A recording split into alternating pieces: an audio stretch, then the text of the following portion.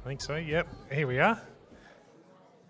Alrighty, we'll get started again now. Thanks everyone for getting back on time. Really appreciate that. We'll get underway.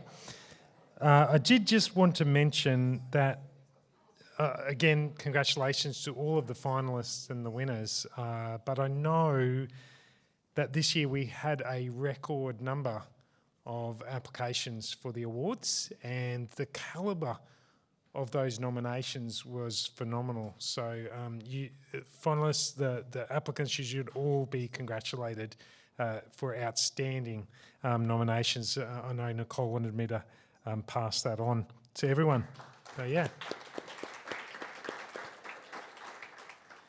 Now we're very lucky to grab Katrina in probably one of the busiest weeks for the council. So Katrina Patterson, General Manager, Communities and Engagement at Livingston Shire Council, experienced economist, strategic advisor.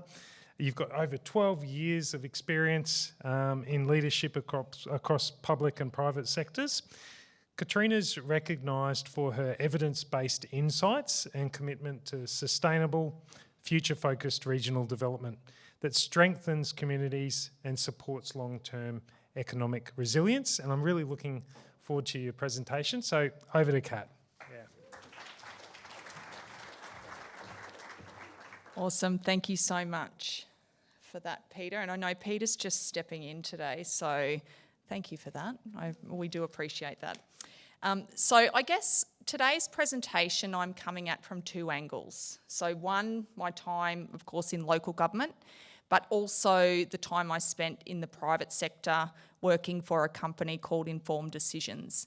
And part of that work, we spent time with councils all over Australia. And what we did was we talked to them about national, state, local, economic, demographic trends and how they affect their local regions. And then how can councils shape their, whether it be community plans, corporate plans, budgets, in order to be able to capture, I guess, some of the great things that were happening in their local economies, or also overcome some of those challenges. And, you know, we're talking about some regions you can attend that have population decline. And how difficult is that for a council to manage? But then you see other council areas that are going through rapid population growth, like Livingston at the moment. The challenges that come with that are great, and the responsibility for local government in that space is huge. And we can certainly lead the way in order to be able to bring the community up to speed. Oh, that goes fast. So the growing role of local government. Now, I don't know about you guys that work in the local government sector, but I reckon come Thursday, I am cooked.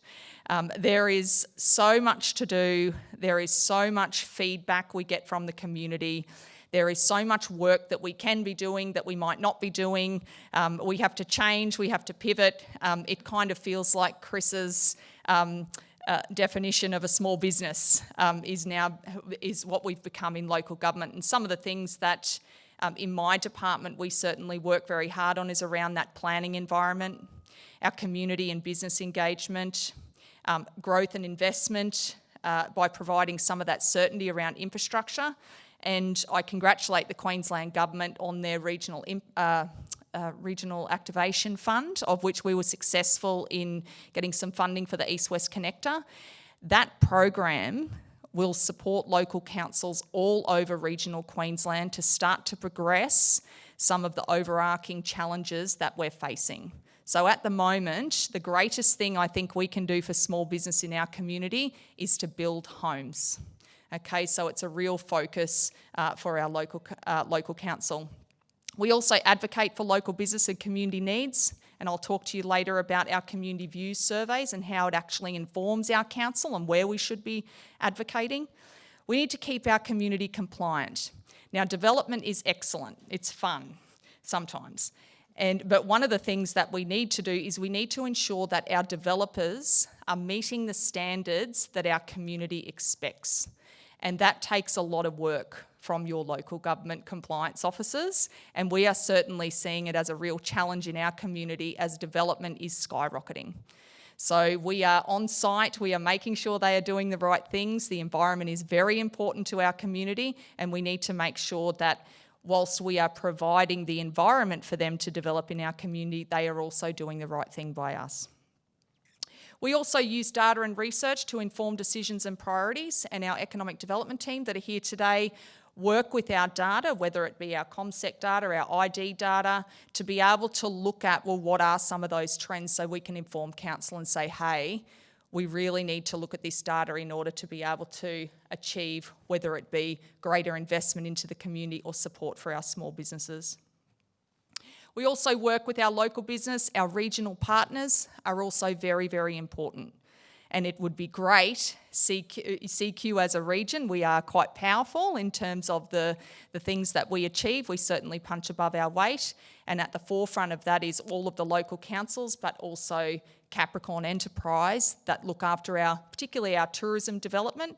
But now for council will play a greater role in terms of that of our blueprint delivery, which I'll talk about later as well. So really that major project focus that we're going to be delivering on. So some of the key questions that we're going to answer today. So what is happening in the national and local economy? And honestly, this changes all the time. I love watching it. It's so significantly important for you guys to follow it. It is really, really important because it changes quickly and it can have catastrophic effects on your local area. Okay, how is your economy performing at the local level? Are you growing? Are you contracting? What are the biggest challenges you face in your local area? What is the community telling us outside of that social media rhetoric? What is our risk appetite to respond as a council? How do your councillors feel about investing in the community, making bold decisions? And what can we do as a local government to support our region? Remembering too that in some regional areas, the local government is one of or is the biggest employer in the region. So we play a very, very important role, and we're also members of the community, which sometimes makes it a little bit difficult.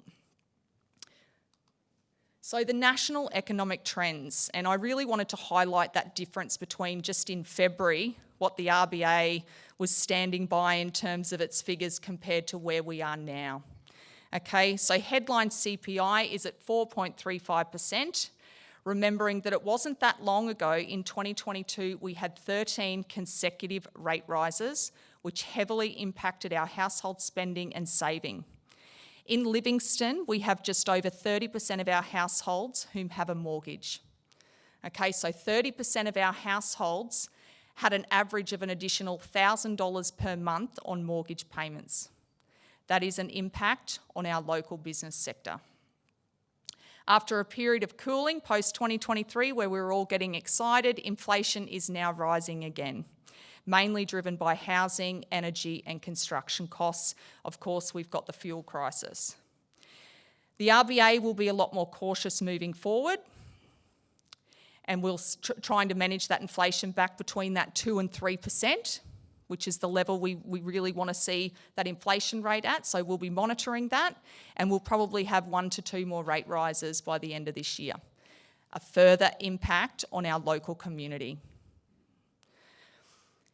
Unemployment rate at 4.3% is still very tight. Given it's likely structural unemployment, it basically tells us we are sitting at full employment. The tight labour market does support our wages growth, but also underpins that inflationary pressure. So we're working against each other. What we do know, however, is that real wage growth remains below headline inflation, which means that our purchasing power is actually falling away. It's quite constrained. With regards to our GDP, our real GDP growth has been moderate. GDP grew by 1.8% according to the February forecast. In 25-26, real GDP was the weakest year-on-year growth since the early 1990s, excluding the COVID-19 impacts. More recent direction has GDP trending down again to 1.3 to 1.4%. Our GDP per capita which is basically a rough gauge of our living standards. So it sort of tells us where we sit in terms of our living standards, also remains really steady after 7 consecutive quarters of falls. So the reason why I'm telling you this is because if you think you are feeling the pinch, that is reality for us at the moment, and that is a reality for a lot of people in our community. And I wanted to focus a little bit on inflation because I know that certainly this is a hot topic. People are concerned about where inflation will move and then what will be the response from the RBA. So we can see there since 2022, bread, price rise of 13.4%, milk, 17.6%. Now these are essential items. These are family items. These are things that we go to the grocery store and we buy every week. So when we look at these figures, we know that it affects all of our community. And we've also seen this impact on our social services sector. So as a council, we offer a community centre, we have a food bank, we have a laundry, things like this. The rise in people attending that place is unprecedented. Our food bank is oversubscribed. We are seeing people lining up prior to the opening. We have a Friday night free food night.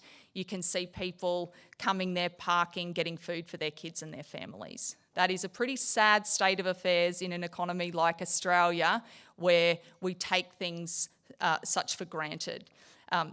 Now, interesting, and I like this chart on the side when I found it, it talks about whether Australians hold fixed or variable mortgages.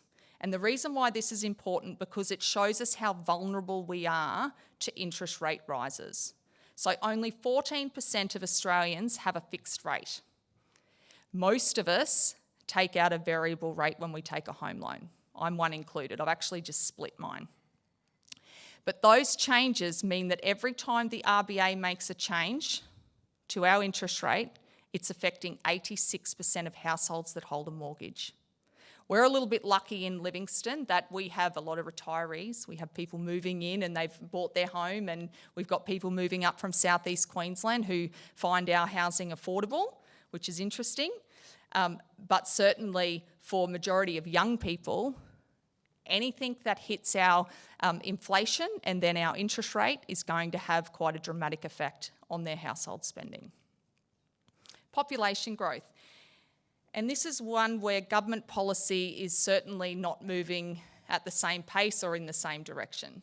So if we have inflation rising, but we also have population growth at record levels, we're kind of working against each other. So population growth across the nation has been very strong. Over the last couple of years, population growth has been around 450 to 500,000 people per year. And I'll put that in context compared to those pre-COVID levels. We sat around about 220,000 people per year. So we've had a big influx of people into our country. Now, a lot of those people lots of people I'll talk at these conferences and say, oh yeah, Kat, we can see them, they're taking all our jobs. They're not coming to Central Queensland and taking our jobs, I can guarantee you that, okay?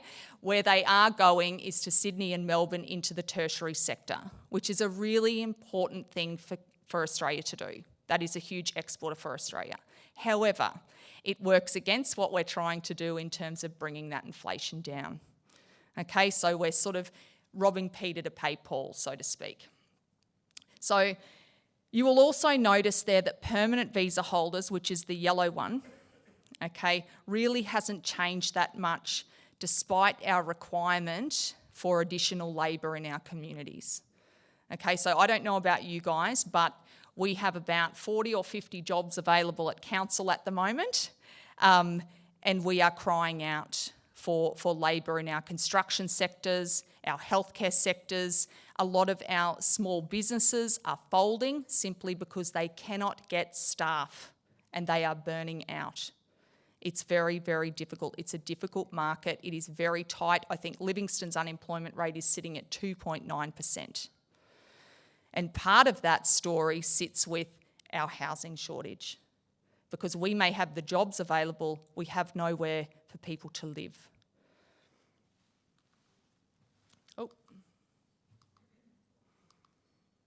oh gosh, sorry, guys. It's very tetchy. So our local population growth, and this is a great story for us in Livingston, and I guess whilst it's a great story, it's very positive, it also does come with many challenges. Our population sits around 43,500. We've been growing over 3% over the past 3 years. We've had significant migration from southeast Queensland, particularly in our young families. And they're finding house prices affordable, which is interesting because our locals would tell you that our house prices are difficult to achieve, and same with our the rental market as well. But we are becoming a key destination for young families. Our schools are well oversubscribed. We have had significant investment in our high schools. St Brendan's, if you go there, I think it's about a $40 million investment. They have over 1,200 boys at that school. They will look to grow to 1,500. They are oversubscribed every year by between 150 to 200 boys.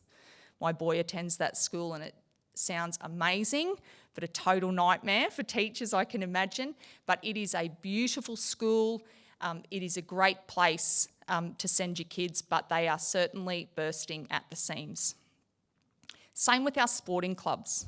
So our rugby league, and of course Queensland, we watched the final last night. It's great that New South Wales won 13-12, which was amazing. I was very frustrated by that. But when you look at our sporting clubs in our area, so our rugby league, Seagulls Rugby League, and I'm just going to go off the cuff here, but they have had, every year they have about a 10% increase in players.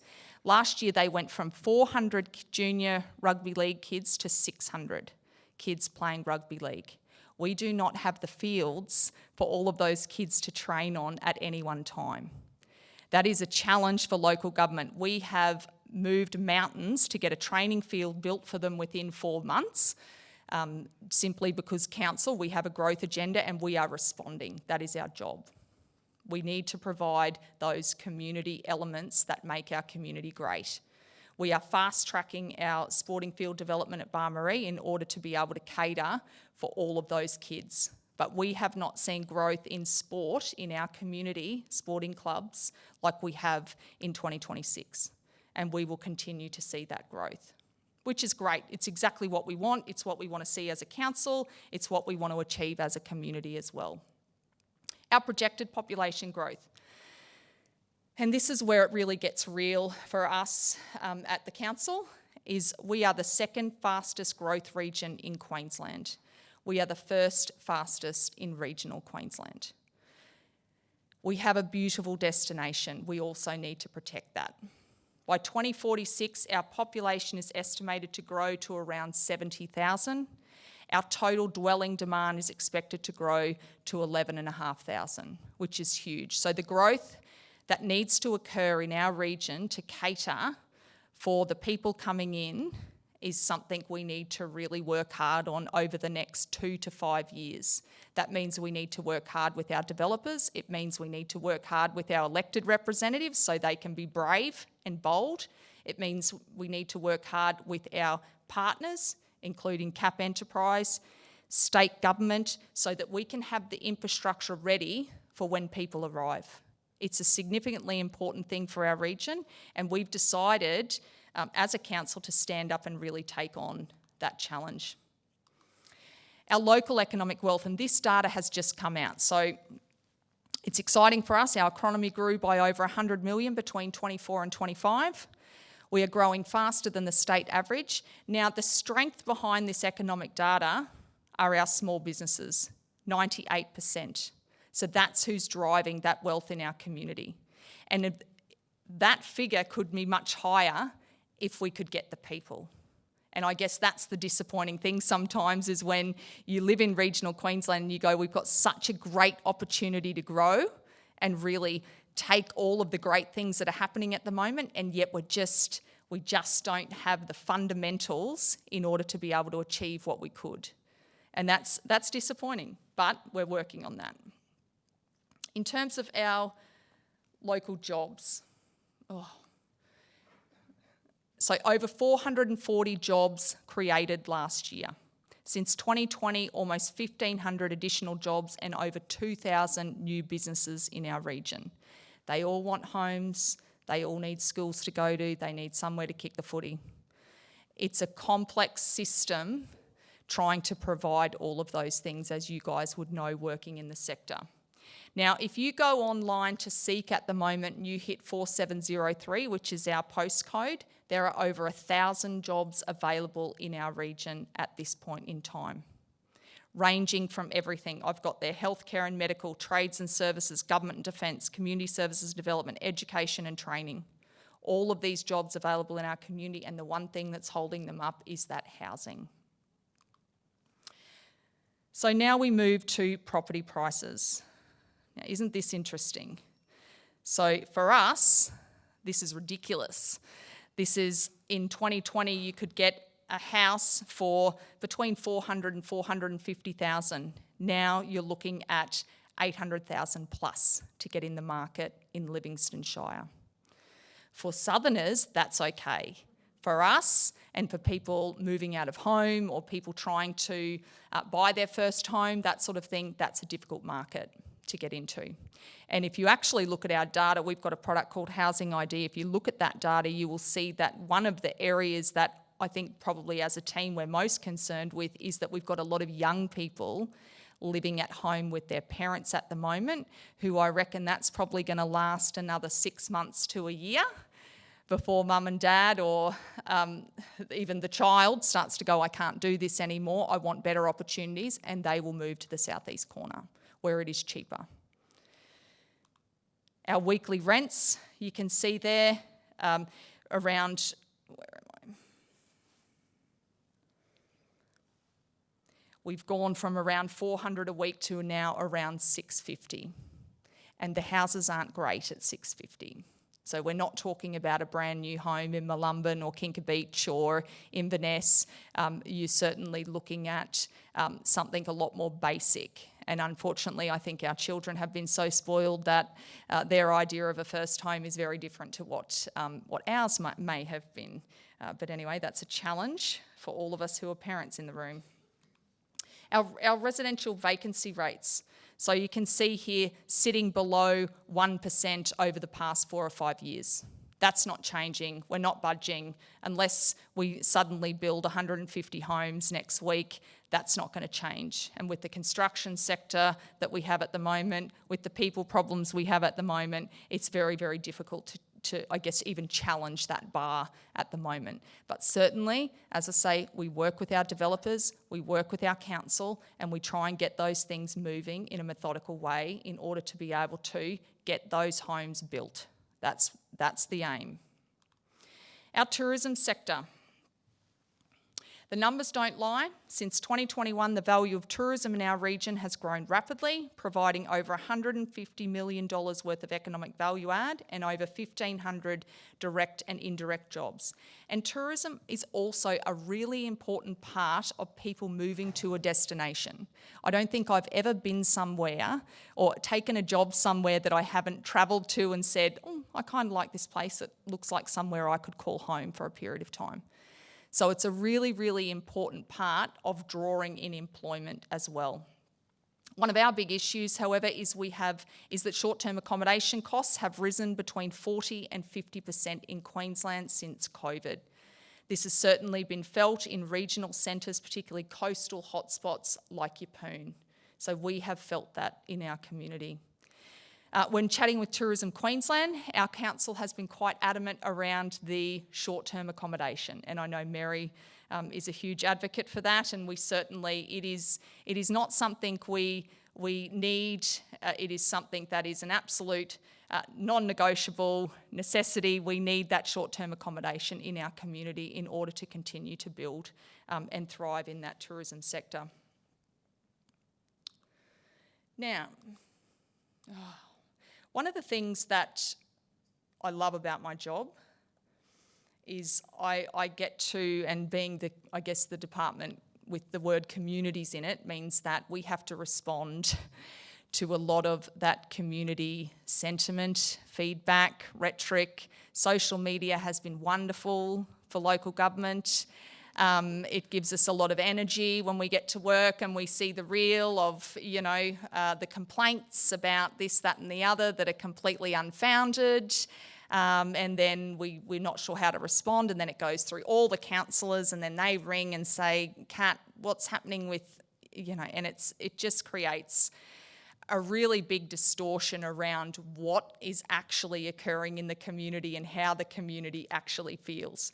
So one of the things that we did was we underwent a community views survey. And the reason for this was solely to be able to go to counsellors, so it was a little bit selfish on our part, and say, okay, all of this is coming through from maybe 4 or 5 people that are our favourites in the community. They're all coming from them. What we actually want to look at is what the community feels outside of all of that white noise. So it was a really, really important piece for our team. So this survey really looks at understanding both the demographic elements of your community, but also what people value in the community, and then how do they experience that value. So if I really find, like for me, I need sporting associations. I value that really highly. Okay, when I want to move somewhere, I need really good sporting associations because I need my kids to be running. If I experience that in the community very well, I lift the ability for Livingston to our sort of, I guess, living stand or our livability index. Okay, so it means that pushes upwards. Okay, so what we did was we wanted to undertake this study. It's an online survey. We had about 808 people reply to it. What it does is, I'm talking a bit of economics here, but what you do is you weight it so you don't just have all of the oldies talking or all of the young people or all of the, disengaged people who just want to whinge. You actually weight it so you can get sort of a good interpretive score for the region. So we had 808. I think we were the second largest survey sample out of all the councils that undertake this piece of work, so I was really proud of that. And it's delivered spatially across local areas, so we can see, sorry, I'm on the wrong slide. We can actually see the difference between, like, say, for example, Yeppoon or Emu Park. We're able to look at those differences to see whether there's things in specific areas. One thing we were lucky for was that the survey actually concluded that there wasn't much of a difference in the feeling between areas, whereas, say, for example, if you went to like a Brizzy, you may get a different vibe in some of your more southern suburbs compared to some of your northern suburbs, that sort of thing. So we were able to look at it and say, well, okay, spatially we're okay. Across demographics, we're not too bad. But there's certainly some areas that we need to work on. So the overall livability index for Livingston was 60, which if you read social media, you would think we were sitting around 35, 40. Okay, so we all got the scores and were like, oh my God, it's amazing. But that's the way the cookie crumbles. We are slightly above the Central Queensland average of 57.2. It suggests that livability in the local area is positive, and residents broadly see Livingston as a great place to live. As we'll see, the score reflects the balance between high-performing lifestyle factors such as safety, natural environment and community cohesion, and more moderate satisfaction in service-related areas like health, housing, road congestion, that sort of thing. So straight away, as soon as I read that, I went, well, we've got an infrastructure problem. We have a housing shortage, which we already know, and I think we have no healthcare, pretty much. So we rely really on Rockhampton and Brisbane in order to be able to get anything relatively serious done. So what do residents value in terms of the place? So Livingston residents were most concerned with safety above everything else, with 72% identifying it as their top priority. So safety was huge for us. Safety was also an area where residents reported strong lived experience. So they rate safety highly, they think it's really good. Great, tick. The natural environment was the next most highly valued aspect of life in the Shire. No surprises, we have a beautiful, beautiful place to live. Residents deeply valued that access to the coastline. So hint for us, okay, great, we need to look after the environment. Again, there was positive alignment across the values and experiences, second most important, and first most positively experienced. Okay, so that meant that the environment's really important to me and we think you're doing a good job. Can we do more? Yes. But that also tells me that, okay, if our council's going to be pro-development, we better be real careful how we do this. We don't want to be bulldozing trees all over town and peeving off all of our residents. So it's really thinking about, okay, we need to check ourselves in this place as well. Jumping down to a sense of community, this is about how close residents feel to those in their neighbourhood. Very important to our residents, fifth most important item and second most positively experienced. Now, we're a region that's growing. How do you keep that and capture it? It's very, very difficult because as you grow, social cohesion sometimes becomes more difficult. So it's really thinking about how we can do that. Jumping down, so opportunities, high quality health services, third most important, but 14th most positively experienced. So straight away, advocacy, healthcare. So, you know, that's the sort of thing that we get onto Mary and say, right, we need to have a think about how we can get more healthcare in our community. And I'm talking not just a new hospital, we're talking about GPs. You know, basic, what we would call the basic human right of anyone in this country. We should be able to access a GP. Affordable, decent housing, no surprises. Fourth most important, 16th most positively experienced. And shopping, leisure and dining, 7th most important, 11th most positively experienced. Part of that is to do with we are transitioning from a small place to a medium to a large place. And so our restaurateurs are still contemplating, do we open on a Tuesday or not? Not sure. And that's the journey that we need to take those businesses on as well. So then we wanted to look at, well, how do Livingston resident values and experiences compare to the rest of Australia? And I'm just going to highlight a couple of things here. The community's experience with health and dining, leisure, local shopping are rated notably lower than the national levels. So for us, they are the two most important things that we really want to focus on. So this suggests that while the fundamentals of lifestyle and belonging are strong, things like access to health and lifestyle, shops, restaurants and entertainment remain key areas for improvement for our region. And I'll just give you an example. We actually, in our community, you can move to our area and be put on a GP waiting list for months.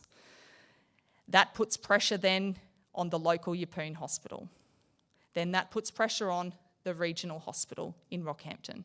So these are some fundamental things that we need to shift and change. Now, what are residents' views on changes to the local environment and the need to plan? So, of course, we talked about how the environment was very, very important to our community and the most positively experienced.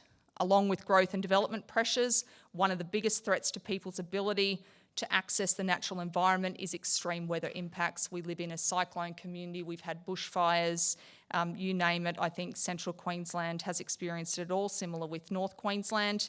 When asked about changes to the local environment, 61% of Livingston residents believed the environment had changed. 18% said it changed a lot and 43% said somewhat. Around 1 in 4 felt it had not changed and 12% weren't sure.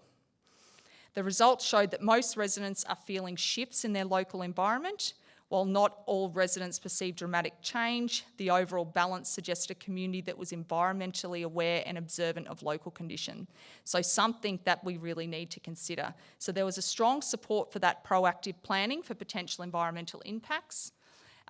Moving forward, it's really going to be important for us to be able to plan these developments in a way that encapsulates the environment as part of those developments moving forward. And it's why it's really important that we get our compliance areas working together as well and working with developers. So they're very clear on the expectations that we set as a community.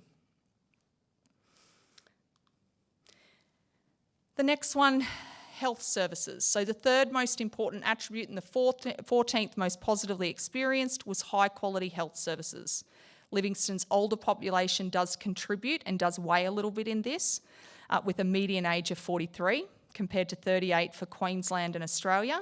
the Shire also has a greater proportion of residents who require ongoing or specialist care.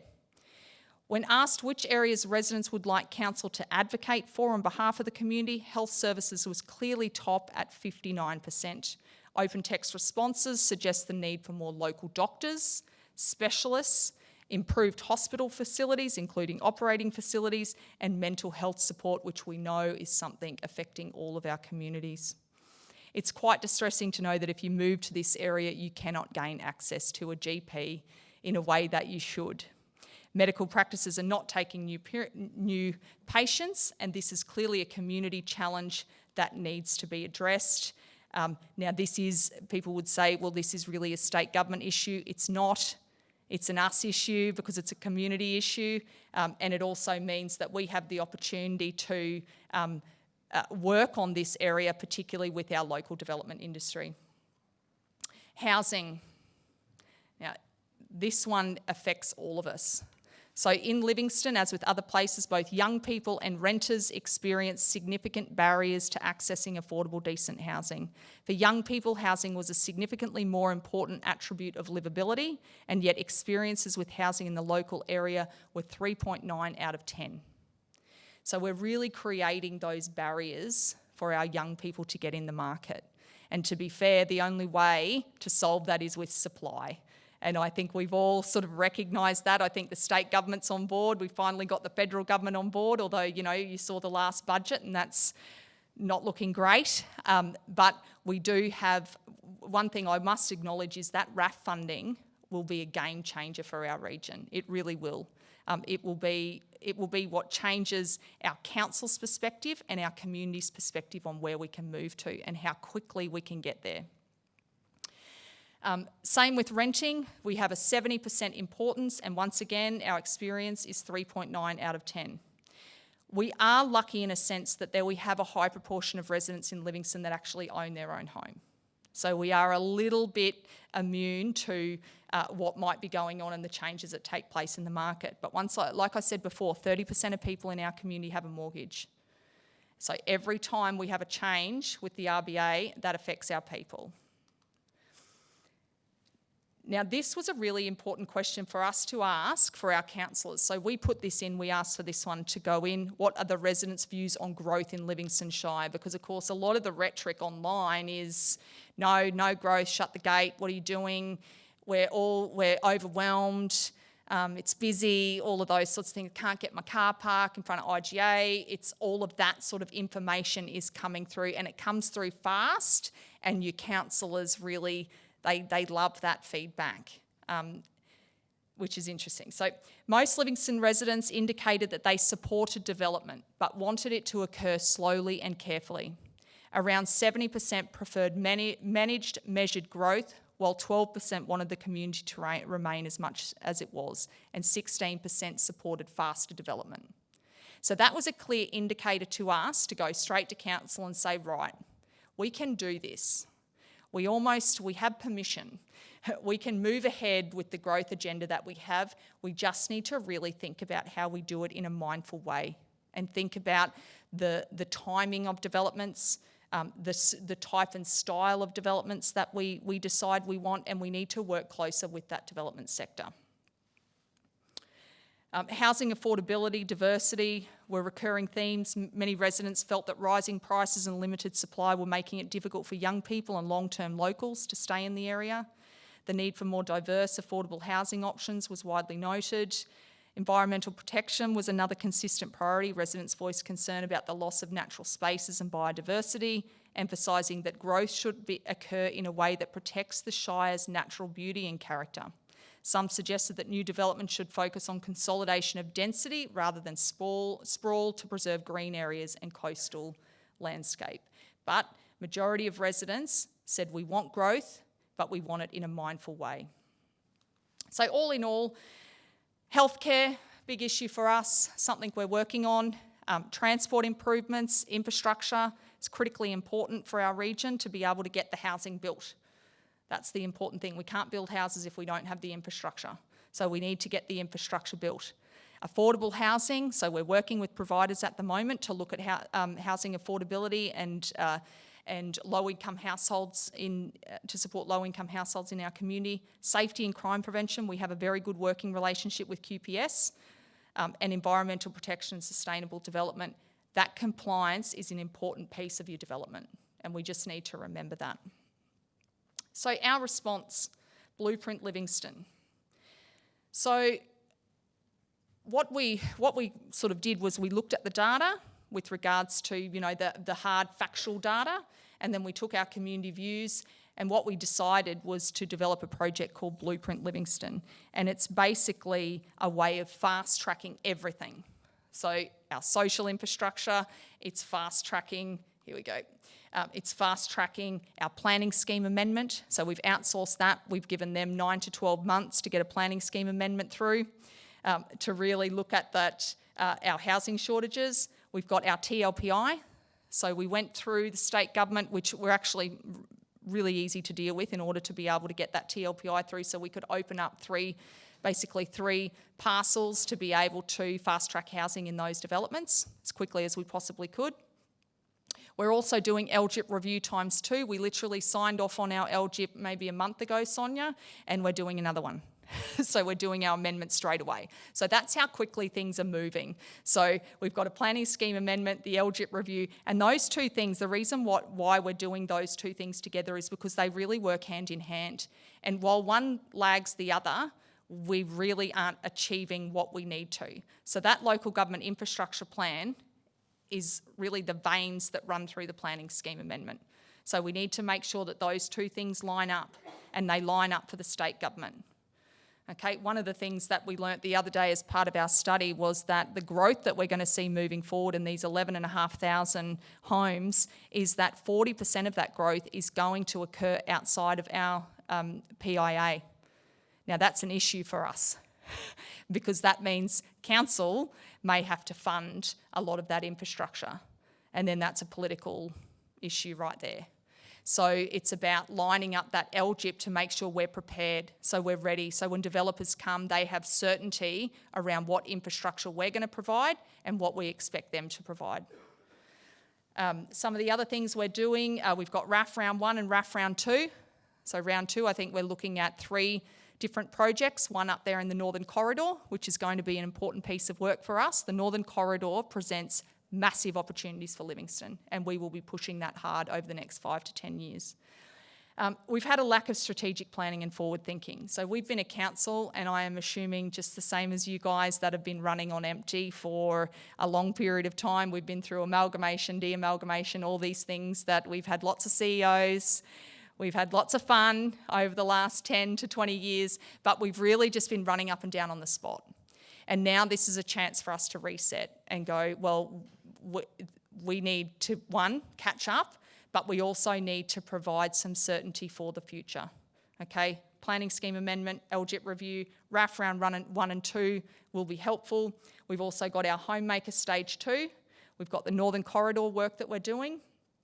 And we're doing at the moment, we've put out, and I think this is an important piece of work that I think will help any growth council, we're doing a social infrastructure study. And with that study, we are going to develop a model that's like a trigger point model. So if we get to X population in the community, we should have 20 rugby league fields, 2 libraries, a community centre, 50 netball courts, you know, whatever it might be, another school, a major hospital, those sorts of things, so that we can actually allow our social infrastructure to catch up. Because I don't know about you guys, but getting money from council to fund roads, it's like the fairies arrive. Getting money to build sporting fields or put money into libraries or put money into community centres, it's like crickets. So it's really important for us to take the council along that journey and to be able to say, well, guys, come on, if we get to this population, you're going to have some pretty pissed off people if we don't have 6 more rugby league fields, because I'm telling you, they will come thick and fast.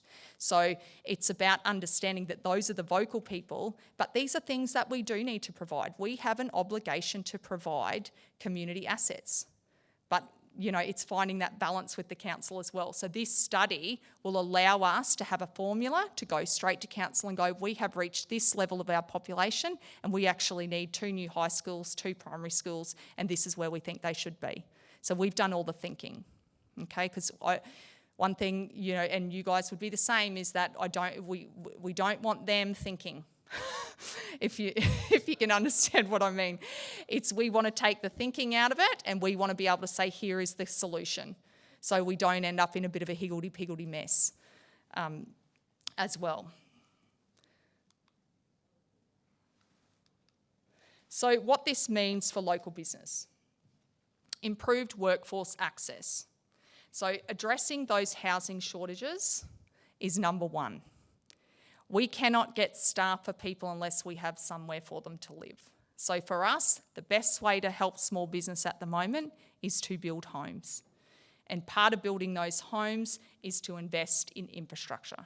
So we need to invest in infrastructure, and we need to work with developers. We need more customers and demand. We have that population growth. Our tourism trends are looking really good. We have an excellent product where we live in Livingston. We have an excellent product to offer. It's great. I've seen a number of friends come to town and they've said, Kat, is there any jobs at Livingston? You're all welcome. You're all welcome in Livingston. Greater business opportunities. So as we get that population growth, we do get greater business opportunities. It's great. We are a service economy. We accept that. That's okay. We're happy to be that, and we're happy to create those jobs and for our kids. A stronger voice in decision making. So engagement through that Blueprint Livingston project has allowed us to have a greater voice. And we have a much greater voice with the state government as well as the feds to be able to talk about those key projects. What are the key projects we want to deliver? What are the non-negotiables where we need you guys on board? So key takeaways for local government. Data will enable you to have a much more targeted approach. Much more targeted approach. You need to find a way. It doesn't necessarily need to be through the Community Views survey, but you need to find a way to connect with your community outside of the white noise. It is too difficult. That is too responsive. It's too reactive. Yes, that will always come, but we need to draw it back to that single source of truth for your councillors. Growth creates opportunities and pressure, and we just need to be mindful of that. Regional collaboration provides greater advocacy opportunities. Work with your people. Work with your surrounding councils, work with your enterprises, I know there's advanced cans and different organisations like that. Work with those people to be able to drive projects in your region. 2, 3, 4 voices is better than one. And evidence-based planning leads to better long-term outcomes. That social infrastructure study, I think, will be a real game changer for us, because we will finally have an evidence base to say, no, council, you have to stop. This is going to become an issue. We need to cut it off at the pass before it becomes a social media nightmare, and then we have countless meetings with organisations and sporting associations to try and solve a problem that should have been solved 10 years ago, and that's the reality. So that's everything from me. So thank you very much.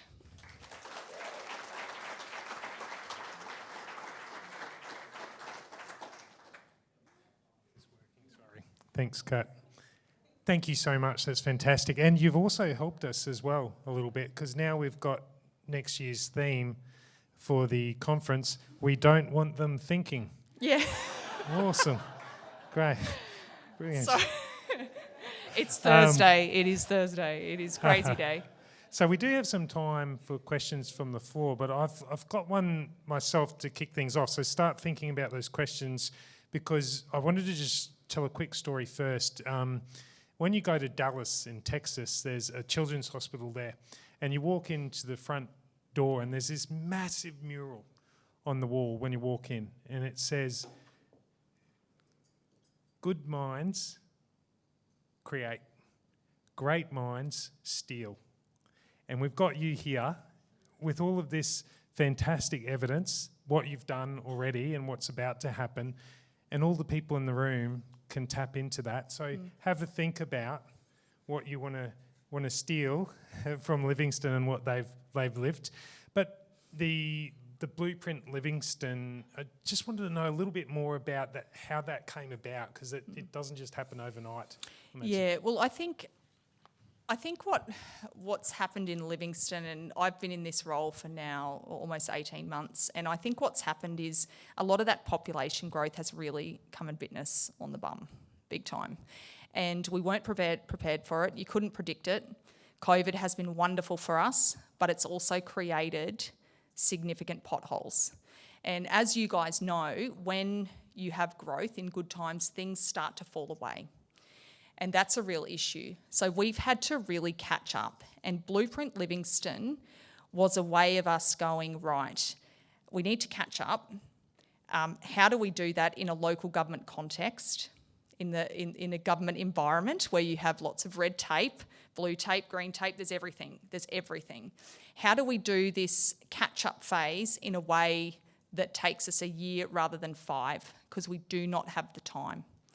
So the Mayor decided that what we're going to do is we're going to basically outsource some of our strategic planning and our growth, and we are going to move as fast as we possibly can.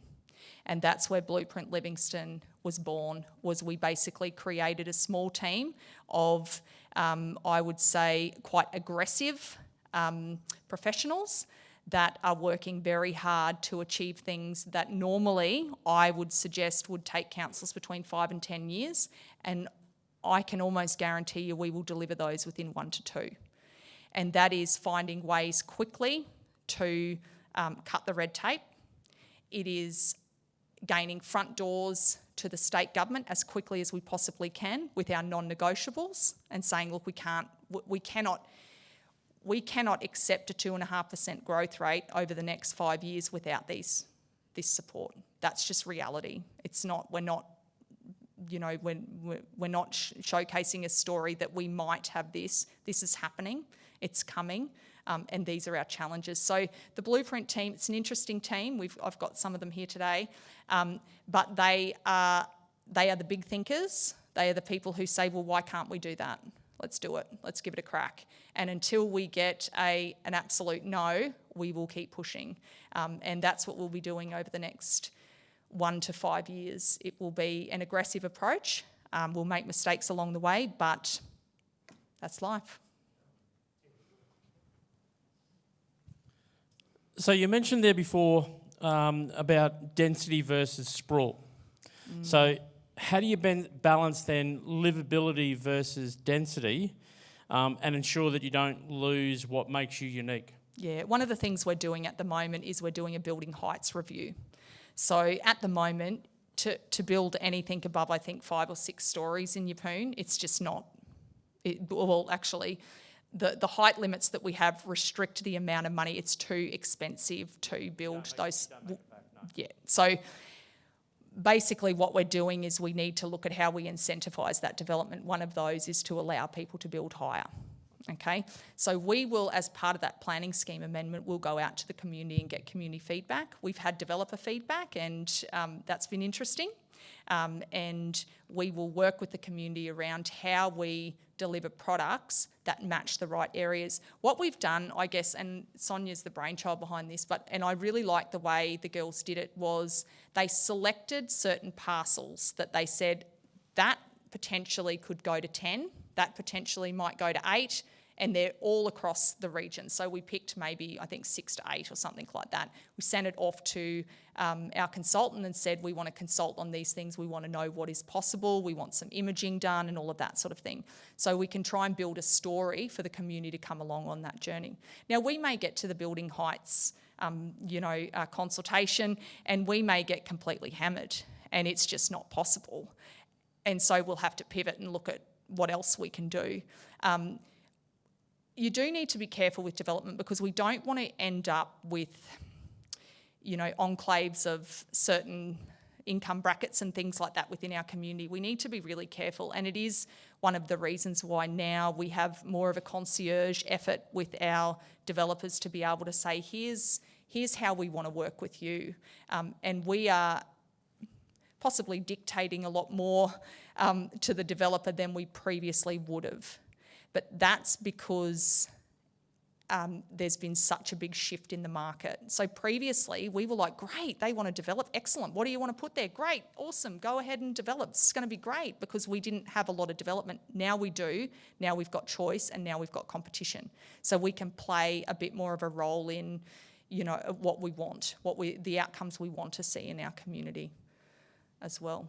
But livability is like, you know, We had the issue where height restrictions came in as well. Yes. Couldn't do anything above 5. It ended Yep. up being called in and all that sort of stuff, and the community outrage was palpable. I know. So it's how we still have those conversations to be able to get those returns on the investment and to still keep the community on side with what's going. So let us know how you get on with that challenge. Yeah, I will. One of the things our economic development team is really looking at the moment is not making promises that we can't keep, because we've done that a lot in the past. So whilst we do this work, we are being quite calculated in how we actually work with the community at these early stages around what that potentially could look like. So it's a bit of a, you know, it's a marketing strategy as well at the same time. Yeah, you know, yeah. In that same light, you talked about housing as being a priority, but I didn't hear the word affordable housing. So is that integrated in that strategy, or is it just overall housing? Yeah, it's absolutely integrated, and we work with St Vincent de Paul. I can't think at the moment of the other development. Anglicare in Emu Park, to look at affordable housing in our region, and council actually has gifted land in the past in order to be able to achieve some of those outcomes. We have a big project at the moment with St Vincent de Paul that is going through a couple of changes, and they will deliver a major social housing product and affordable housing product for us in Yeppoon, in a much more appropriate location perhaps than what was originally planned, and that relationship will continue to grow. So we've also had conversations with them around other parcels of land that council has available that they can take on to be able to provide that affordable housing. We just completed that affordable housing, the other one, Sonia, in town just recently, and it was interesting because you saw all of the shipping containers come up and sort of park in one area, and then suddenly it was just like Lego going onto a building, and you know, so we could create that social housing within the community. So it's also about providing that type of product in the right part of town as well, so that they can have access to all of those services. Our council actually offers we have a community centre, it has a food bank. We also have attached to that a number of government services that people can come and talk to people around domestic violence or things like that. We work closely with the police. It's such a great thing for a council, but it's also kind of sad because the interface we're seeing at the moment is very different, and we've had to implement security guards on site. We have much more interaction with the police on that site, and it really shows, you know, the economics is starting to flow through to that social side, which is, yeah, interesting. Yep. Kat, love your work. Mary Carroll from Capricorn Enterprise, and we're very proud of our great partnership with you and your team and the broader council. You touched on partnerships and communities and the importance of the environment. One thing I think would be remiss of me not to say to this audience is that we are eco-tourism destination certified. Capricorn Enterprise and Livingston Shire Council worked very hard together to get that, and we're up to our first audit, and a few of the councils in this room would be eco-tourism destination certified as well.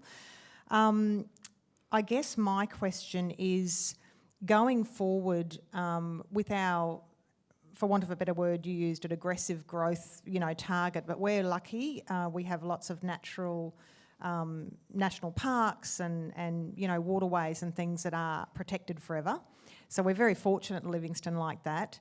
But I wonder if you could speak to the balance that councils internally, just like state government and federal government, have to play between the competing demands or wants and wishes, if you like, of some in the development community, not all, I call them investors, and the environmental needs. That height survey, that is a brilliant initiative.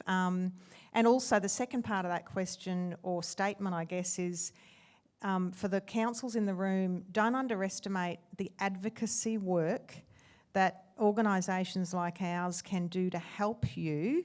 Often behind the scenes, Kat and Sonia and I will have little chats where we will strategise how we can help as a business membership organisation in helping the team internally at council push agendas which we know are going to be better for the community. So I guess two parts to that. Thanks. Look, balancing the environment and development is very tricky. It is very, very tricky. And we have heard loud and clear from our community that the environment is significantly important. That's challenging when we're trying to build homes. So what we're trying to do is I guess, look at the timing around certain developments so that we don't have all at once bulldozers going all over Yeppoon, because that's where most of the development is happening at the moment. Let's be fair. We don't have those bulldozers all over Yeppoon chopping down trees and that sort of thing. We put a lot more weight around working with the developers to ensure that they keep those environmental corridors intact. It's a shame, but we have actually had to implement a lot more compliance. And we've been reluctant to do that in the past because we don't want to be seen as the council with the big stick.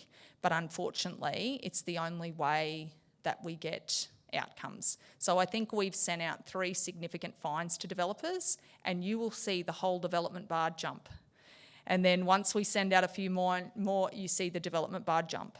And so what happens is it just reverberates through the community as the development industry knows council's not mucking around anymore. We've had enough. You can't just put all your crap down into the Ross Creek, which goes then out to the Great Barrier Reef, which then ruins such an amazing natural asset that we have. We know we have some problem childs. We work with those builders. We give them plenty of notice. But at the moment, compliance is how we are going to achieve some of those environmental outcomes. And it's a shame, but that's just the reality. And we have to take a hardline approach because the community wants to know that council has their best interests at heart, and we are protecting the very resources that are the reason why they moved here.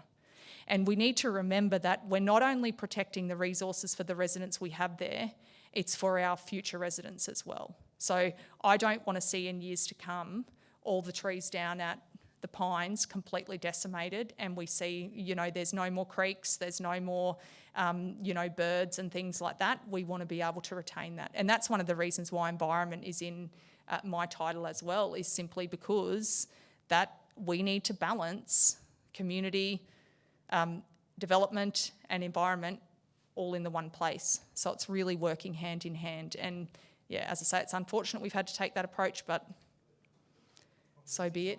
No, it's not an easy job. Not an easy job at all. Let's thank Kat. Yeah, fantastic. Thank you so much. Is that yours? Do you want that? Thank you. No problems. Absolutely fantastic for a data nerd like me. I was in my absolute element there, so thank you very much. I've had my fill for the day. It's my pleasure now to introduce Linda McCleary-Smith, the Australian Small Business, Family and Enterprise Ombudsman. Linda brings extensive experience in small business advocacy and regulation, having previously served as the Victorian Small Business Commissioner. She is a strong advocate for accessibility, fairness, championing a listening first approach to improve dispute resolution, raise awareness of support services, and strengthen connections between government and Australia's diverse small business community. Let's welcome Linda up to the stage here.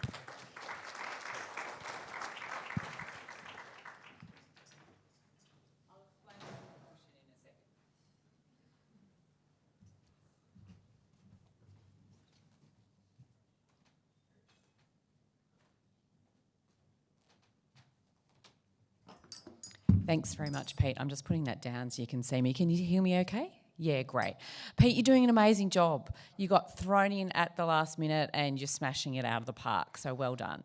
I'd like to also acknowledge the traditional custodians of the lands on which we're meeting today and to pay my respects to elders past, present and emerging as well. So I've got a bit of a presentation for you, but I'm going to whip through it really quickly because I'm keen to do our fireside chat with Nicole and I where we can just have a really responsive conversation and keen to take your questions as well.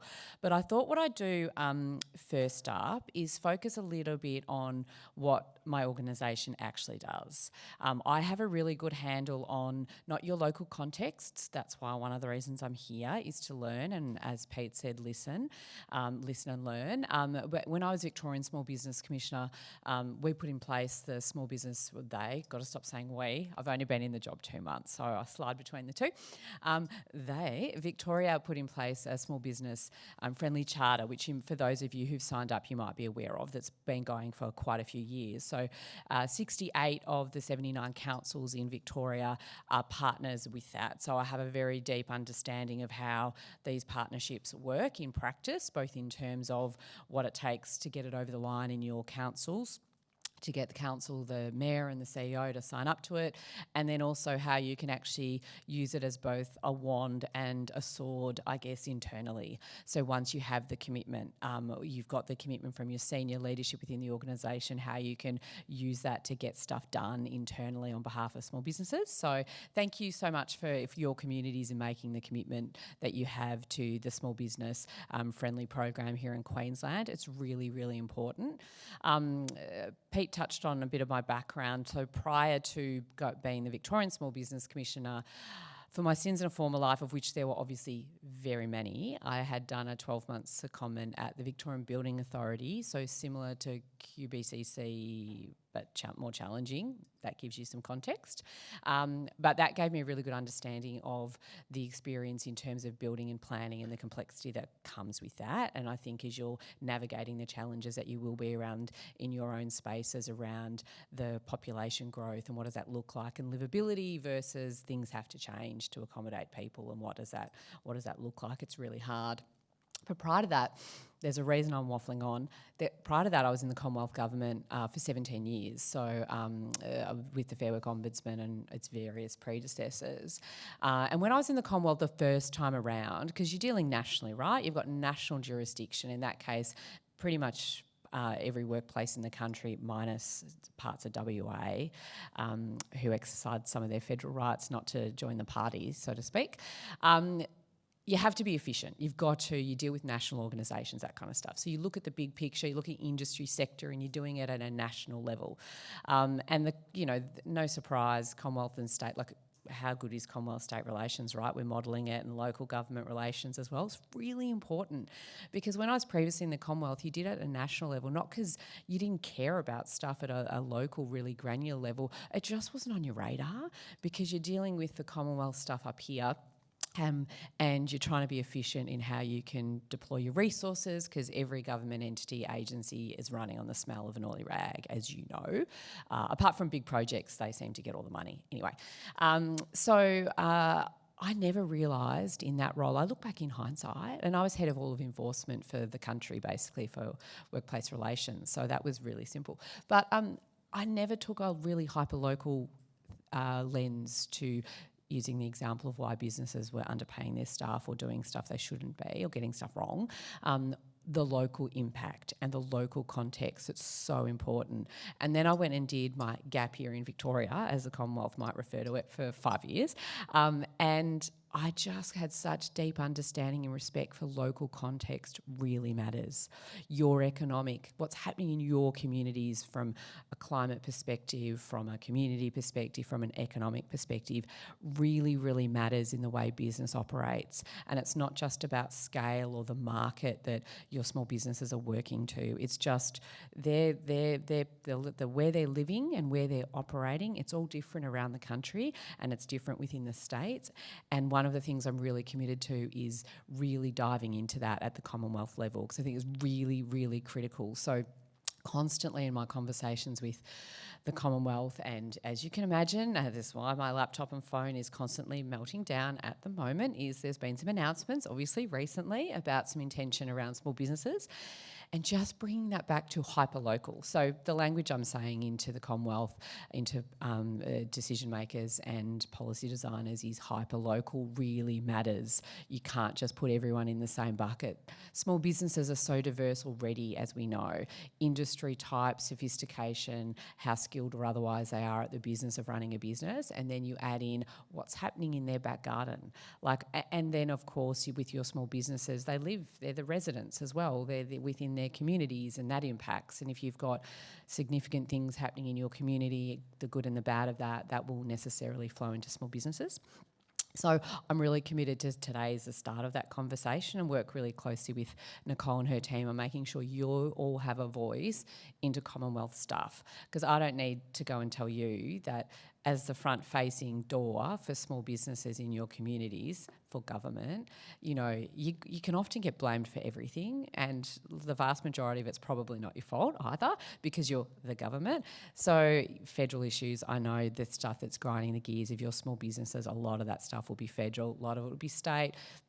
Sometimes it will be council stuff, but because you have that direct relationship with your communities, you're living in your communities as well, you're such a good conduit of intelligence. So I've got to remember I've got slides now, because I'll quickly whip through. Oh, there we go. Oops, sorry, too quick. Just really quickly, so what does SBF do? You obviously know what the Queensland Small Business Commission does, or if not, you're in the wrong room and the pokies are over there. We're the federal version, effectively. So I've been going for 10 years. So I actually started on the 10th birthday, which is great. So not only did I get to cut the cake, I got to take all the credit, so that was amazing. So we're the federal version, effectively. So for federal issues, so I've got coverage around the country nationally for issues that are effectively grinding the gears of small businesses, and the definition is broad in my legislation. It's 100 FTE, or 5 mil revenue in a year, basically. So obviously, for those playing, interested in numbers, there's obviously a few data nerds in the room. Obviously, if you've got 100 FTE, your revenue's way higher than 5 mil, clearly. Because actually, if you're a nerd like me, you work out, well, what's the federal minimum wage if you had 100 employees, and your payroll is 5 mil just for basic stuff. So you're clearly bigger than that. So we've got, we don't never have to turn anyone away because they're not a small business. Can put it that way. So what we do is very similar to what Nicole and her team do within Queensland. So we provide dispute resolution assistance. We've got some constraints in our legislation about not actually being able to do the actual real roll up the sleeves dispute resolution side of stuff that the Commission does for you in Queensland.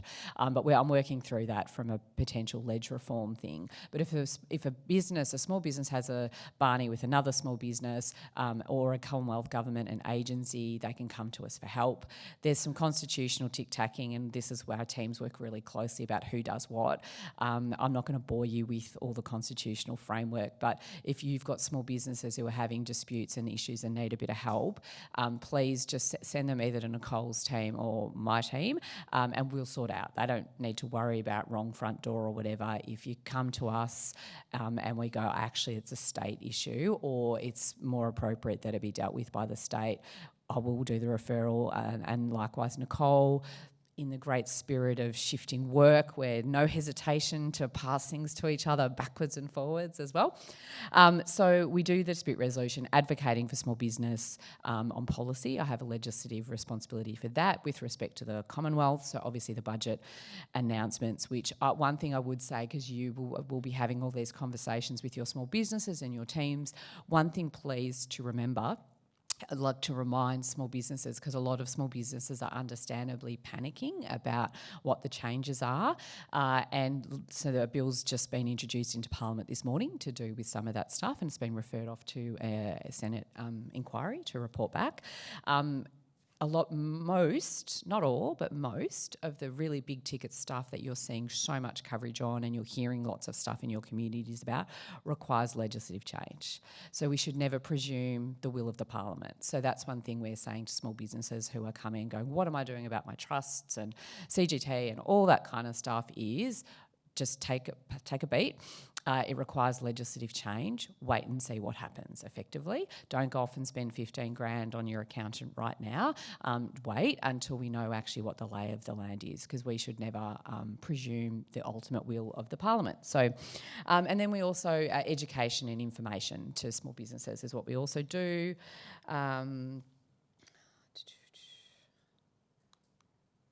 There we go. Really, so we've got a tax concierge service. I'll make sure you've got these slides. So if you've got a small business who's having a barney with the ATO, there's a point at which it gets to a certain level and the ATO have to include this in a letter to the small business. If the small business thinks, you know what, this is really wrong, I think they're wrong, they got it wrong, I'm considering going off to the Administrative Review Tribunal, which is the rebranded AAT. They can get, for $100, it's co-payment. The rest is funded by SBF, so you taxpayers. They can get legal advice from a really experienced tax lawyer on whether or not it's worth their while to box on to the ART or not. That's a bit of a niche issue, but going to it, your businesses aren't coming to you going, oh, I understand this is a local government issue, so I'm just going to spill my story to you, but I'm only going to talk to you about your jurisdictional stuff. I don't need to tell you that you're the repository you are their front door. So that's available. We've also got low-cost legal advice as well. My team want to change the name of that because I think it makes it sound like dodgy legal advice, like a low value, and actually I'm not convinced of that, but whatever, I've got to pick my battles. So we're going to change the name to small business legal assistance or something like that. And what it is basically we will pay, so if a business is in a dispute and they need some legal advice, because often that's what they need, and probably best described as not only legal advice, a bit of TLC and tough love sometimes. Or you might be enraged about this and you might have been wronged. The other party might have done something that is bad and it's wrong, but it's not it makes no commercial sense to take on that battle. So that doesn't mean what's happened to you is right, but it's time to, it's not, you've got to always have a business lens. So for a co-payment of $100, a co-payment, it's not really a co-payment, a contribution. So we cover the legal fee, so they can get 200, I wish it was 200 hours, 2 hours of legal advice for $100. They can get 2 hours for $100. They can get 2 hours of legal advice from a top-notch lawyer who can take them through their dispute. And what is it? It used to be at 1 hour, and I've changed that since I came in, because I used to be a commercial litigator, and because it's public money, then they don't tell us obviously what advice they give, but they've got to fill out a report, the lawyer. I'm like, an hour doesn't even let them tell you stories. So we've upped it to 2 hours just to see how that goes. And if on the basis of that advice, the lawyer thinks, you know what, maybe a mediation or alternative dispute resolution could be good, they can get no further payment required. They can get another 2 hours to prepare them for that ADR. So get in the right space, get the tactics, think about a little bit coaching, obviously, on how to play it in the room. Hot tip, don't come in and scream at the other party, for example. Just some of that commerciality of going with a dispute-focused mindset, not it's about the principle or I want to be right or get what I'm entitled to, because that is to no end in dispute res space. So please keep that in mind. We're trying to turn the lights on about that. The government over the last few years has budgeted $600,000 for that. Look, it'll have ticked up a little bit since I've increased the hours, but when I came in March, of that $600,000, $8,000 had been spent. So there's no shortage of businesses who need legal advice. So please keep that in mind with your teams on the ground, depending on your models. If you've got your concierge, you've got your people walking the streets, taking questions, they're hearing complexity of legal advice. Don't forget about us, because we can help with that. I also want to use the money, because we're all in delivery of services. What happens when you've been given money by a government and you don't use it? They take it back, as they should, because someone else should be using it if you can't spend it. But it is a great initiative. I reckon we should be oversubscribed, not undersubscribed. So please remember that for your communities. Sorry, there's a little bit of a lag. Your useful resources, advocacy, I don't need, so I'll send these through. I'd rather talk to you a bit more generally now, so they've got resources and stuff available. Some of the stuff we're hearing, no surprises. Tax settings. The slide used to say, until a few weeks ago, advocating on tax settings to create an environment where businesses can thrive and survive. And I said to the team, well, we're changing that line. So mental health, you may be aware, hopefully you are aware of the Commonwealth-funded New Access for Small Business. So not only is my name terrible and also my title terrible, so try introducing yourself at parties. Well, I don't say my title at parties at these events. It's can't change my name, looking at changing the title of the organisation. NASBO, New Access for Small Business, terrible name again, but great program. So is anyone familiar with the New Access for Small Business program? Yes, great. I'm seeing some head nods. Thanks, Pete. I'm seeing some head nods as well. So just super quickly, it's funded by the Commonwealth. Beyond Blue delivers it. Obviously, it's Beyond Blue, so they're amazing. It's effectively free access to one-on-one mental health coaching with experts in small business who actually understand, who have been small businesses or are small businesses themselves, who've been specifically trained in small business coaching. And the feedback on it is outstanding. And the data that reflects how people are feeling and their mental health and wellbeing after they've used it is extraordinary. Like we would all be so thrilled if that was the outcome of our different programs and stuff that we deliver. Again, underutilised. So it's just got a continued commitment in the budget announcement to continue funding it. It is absolutely sensational. So please, you're dealing with businesses often on some of the darkest days of their life. The features of your geography too. You're regularly dealing with crises in a whole range of different ways, from different weather events and other stuff happening.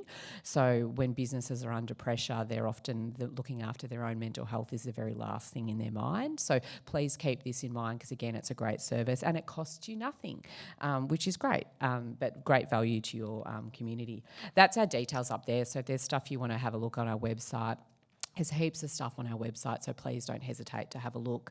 One thing I wanted to reflect on you a bit, and I guess I come from that Victorian perspective, as I said, around having worked really closely with councils, is the importance of, like moments today, the information sharing about what's worked. And as Nicole said earlier, what hasn't worked, that's just great. That's of great value.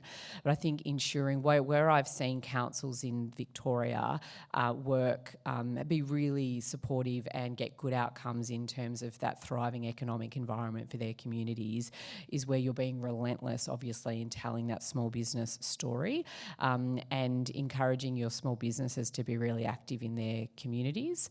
So one of the things advice I often give small businesses who are upset about stuff, as they often are, is you have, if as a resident, wherever you're living, you have at least three, usually someone can be Senate overlap, you've got 3 members of Parliament who are, well, effectively members, like let's call 3 elected representatives whose job it is to look after you and fight battles for you.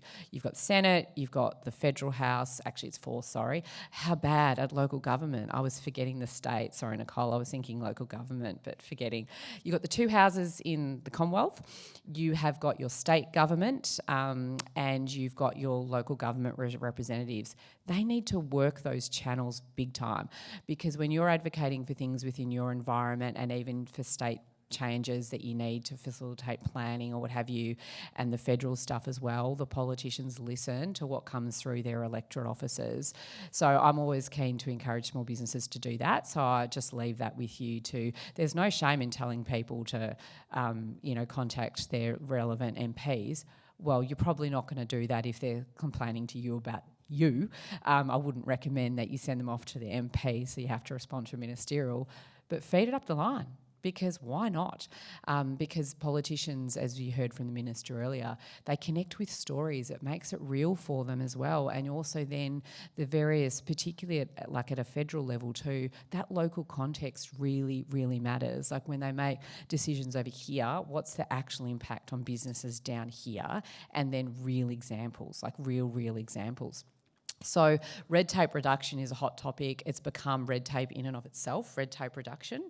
But those real examples of, because the pollies will all go, yeah, Linda and Nicole, But which piece of, you tell me which regulation, like which number, what should change.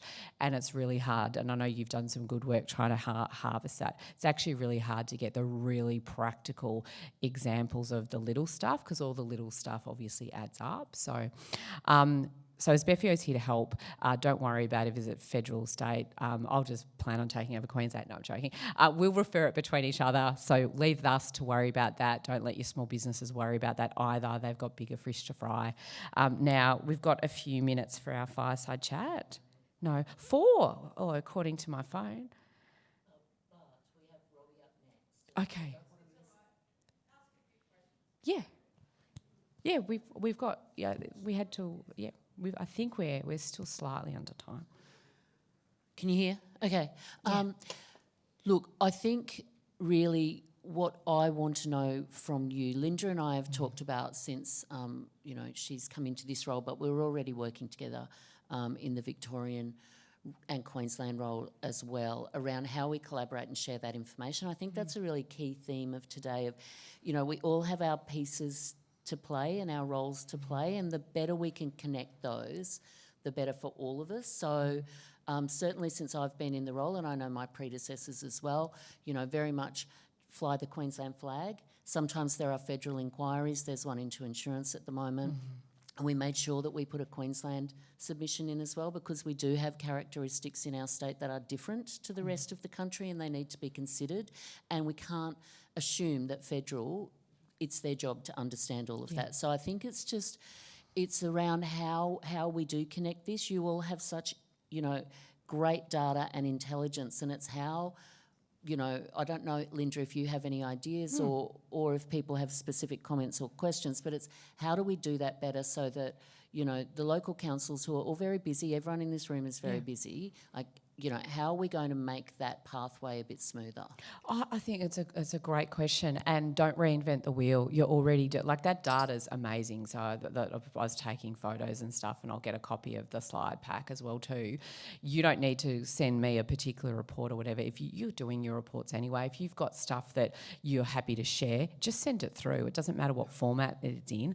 Like right at the moment, I'm getting so many different organisations represent like a whole range of different intel that I'm getting around budget impact and worry, and also what's happening in consumer behaviour around the conflict in the Middle East. And I'm feeding that all into the machine, because that's actually a unique value add I can provide into the Commonwealth, is real-time data and stuff. So just in whatever format, if you're happy for it to send it through, and if it's easier just to send it to Nicole, but you had the email, hopefully you took a photo of it, you've got the email, send it through. Hey, you might be interested in that. That is great, because that allows me to talk to the policy designers and the decision makers. Hey, this is going on in Queensland. Like, if you don't tell me, I don't know, but I don't want to create a burden for you where you've got to write a report for me. That could be sending through newsletters about stuff that's happening. It could be, hey, we've crunched this, we've done this great survey, this is how we've done it, this is the data it's shown, just FYI. All of that's incredibly helpful. I think there's another opportunity that we could explore. So people may not be aware, but Linda, in her role, convenes state commissioners, and I think we meet maybe 4 times a year. And I think there's an opportunity there to maybe be quite strategic around what our priorities are going to be and what we're going to look at, which I then could send out. If these are the things we're going to be talking about at that level, then I could send it out to the members in this program who, if you have input, you can do it. So if there's real-time stuff, feed it through to my team, to Linda, that you want, you think it's really important, but also hopefully I think there's an opportunity to have a bit more of a strategic agenda where local councils are also involved in that discussion at the federal level. Oh, absolutely. It's liquid gold, your perspective. And so just an offer for the stuff that the Commonwealth's doing that's driving you crazy and is creating issues for your small businesses, just in the way that it could be regulatory posture by some of the regulators. It could be we want to unlock land, we want to do some cool stuff to future-proof, and it's really tricky and we can't because of stuff the Commonwealth's doing. Feed that through, please, because I can help with that as well. Thanks, Pete. All we've got. Okay, cool. Sorry, the cushion. I had a spinal fusion last year, so I have to drag my cushion around. So I was laughing earlier that once you surrender your dignity, it's really liberating, because this cushion is living its best life getting around the country. But I'm 3 centimetres taller, believe it or not. Fantastic. Fantastic. No, not at all. Let's thank Linda. Yeah, thank you so much. I think I'm going to use that as a way just to take my favourite cushion around with me. It's spinal fusion, yeah. Well, yes, thank you very much, Linda. Really appreciate that. And it's Rockhampton. We didn't really need a fireside chat anyway. You know, it's warm out, so that's it. It's cool. It's cool. I did actually see somebody with a beanie on yesterday morning, and probably a Brisbaneite person or something like that.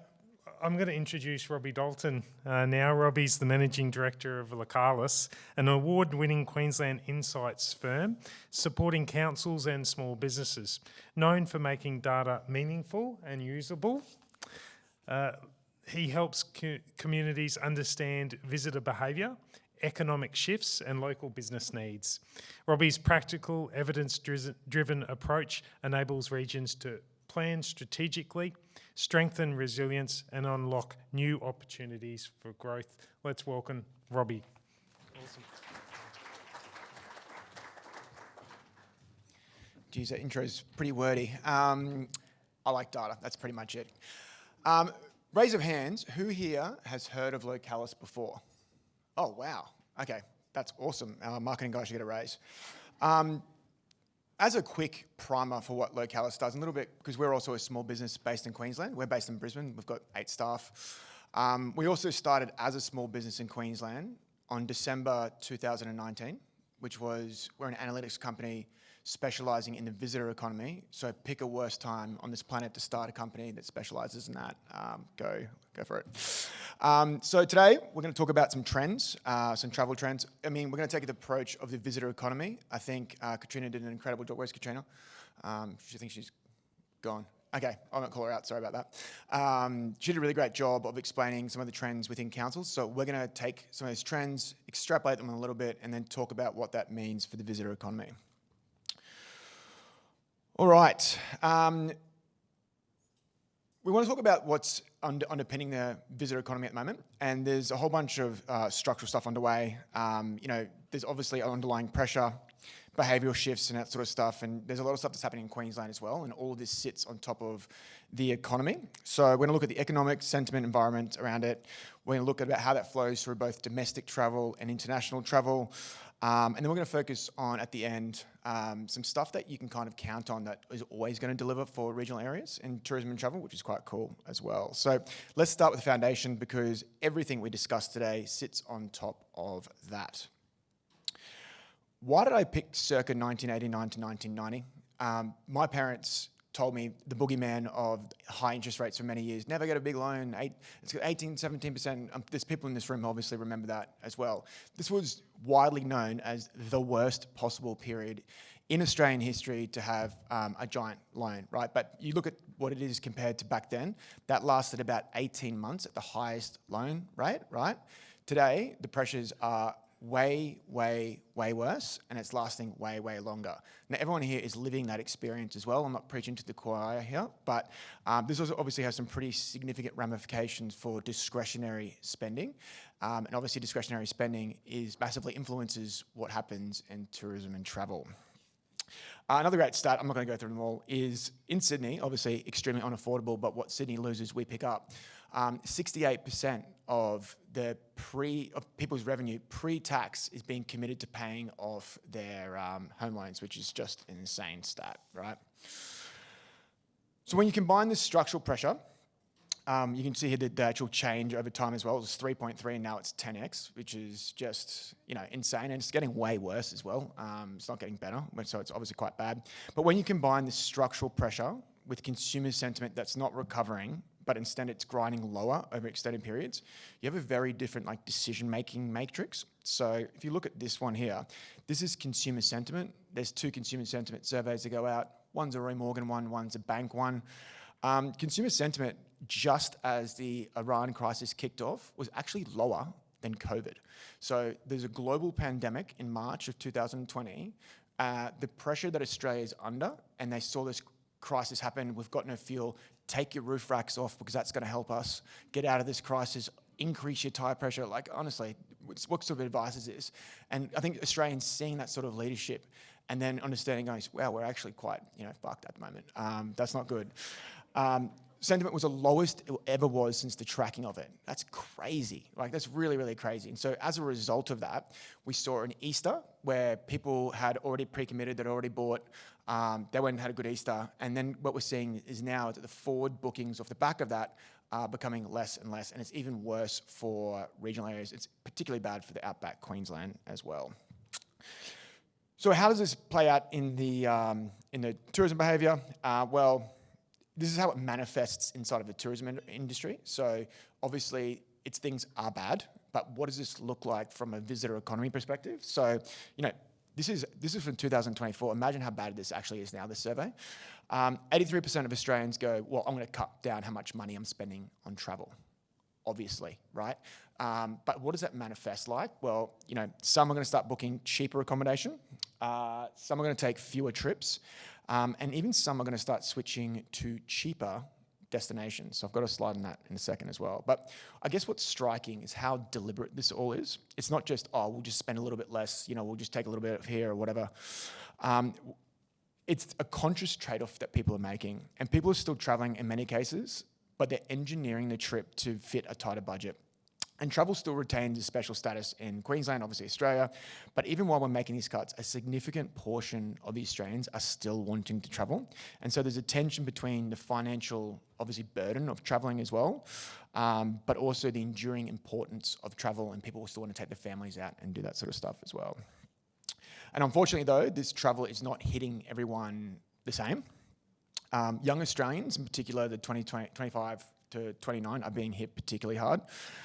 They're pulling back on discretionary spending where they can. Obviously, discretionary spending includes, supermarkets, which are getting railed on, utilities, all that sort of stuff. So where they can, they're trying to spend less, but they're getting less as well.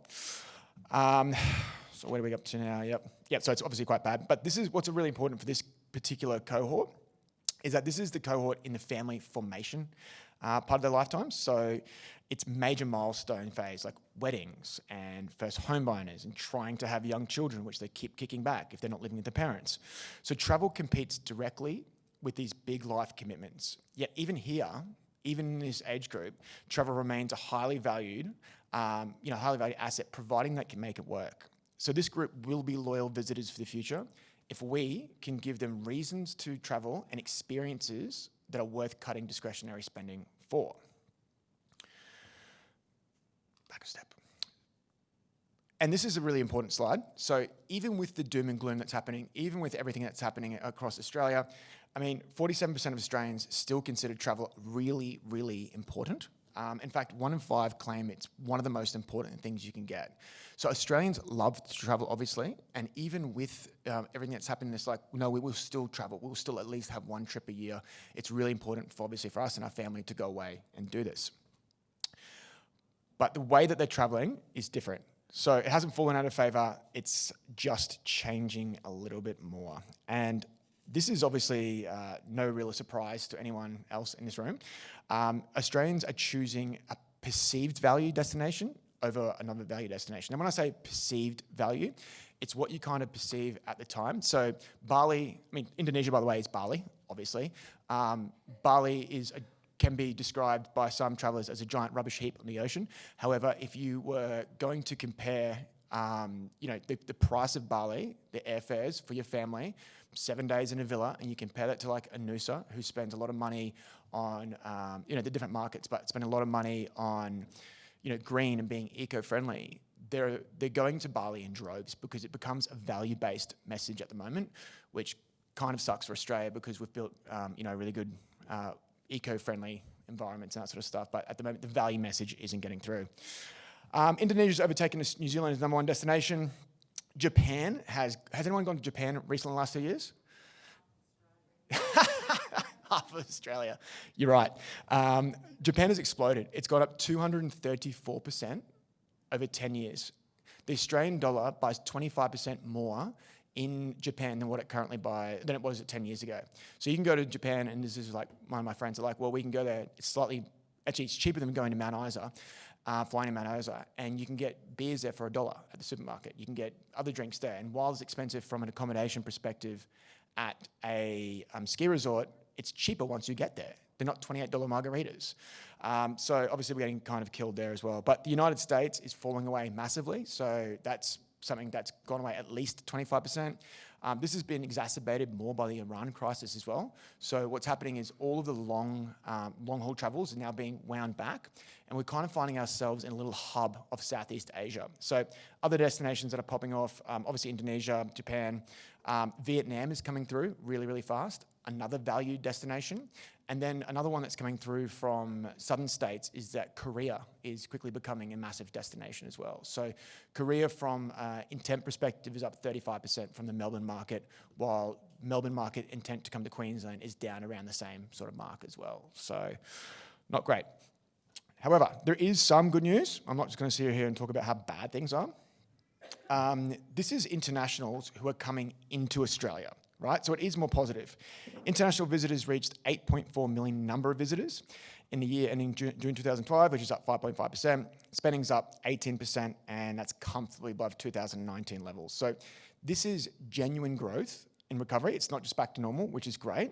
It's expansion in both volume and yield, which is great, right? But a pretty important caveat is, internationals are back, and I think Katrina said this as well, this is not something that's happening evenly across Queensland. Tropical North Queensland, down domestically last year, had probably one of the greatest years they've ever had last year. Huge occupancy across the board, one of the busiest years they've ever had. That's great for Tropical North Queensland. It's also been really great for Sunshine Coast. New Zealanders coming directly into Sunshine Coast has been fantastic. Brisbane up a little bit, but then the picture changes slightly. Gold Coast is about the same. Winter Sunday's down, Townsville down, and Queensland Country down 16%. So this unevenness, it matters for two reasons. First of all, it creates a winners and laggards within the same state, which isn't great. It's not fantastic. But secondly, it shows that the overall number of inbounds, internationals are coming back, that doesn't necessarily solve some of the problems that we have with domestic. There is going to be domestic holes, but we can't just go, internationals are back. Isn't that great for everyone? Because it's not. It really does affect different areas differently, which sounds quite obvious, but has to be said. So if we want the economic benefits of tourism to be shared more broadly, and if we want to reduce the pressures on already busy destinations, we need deliberate strategies to move visitors around the state. And this is where events become really, really powerful. Oh no, we're moving ahead. This is my favourite slides. So, one of my favourite case studies is, there we go, the Lions Tour of Queensland. This was an absolute cracker. So it's a textbook example of what a well-executed major events can achieve. 7 out of the 9 regions recorded their biggest July on record for UK visitors. Now, this isn't done by TRA. This is done by MasterCard credit card data. So for everyone who uses TRA, it is slightly better. MasterCard's slightly better, slightly more real-time, et cetera, et cetera. So real data. Some of these were really dramatic, like Gold Coast up 138%, Brisbane 99%. So Brisbane's already got a gigantic base of UK people, but already up 99%.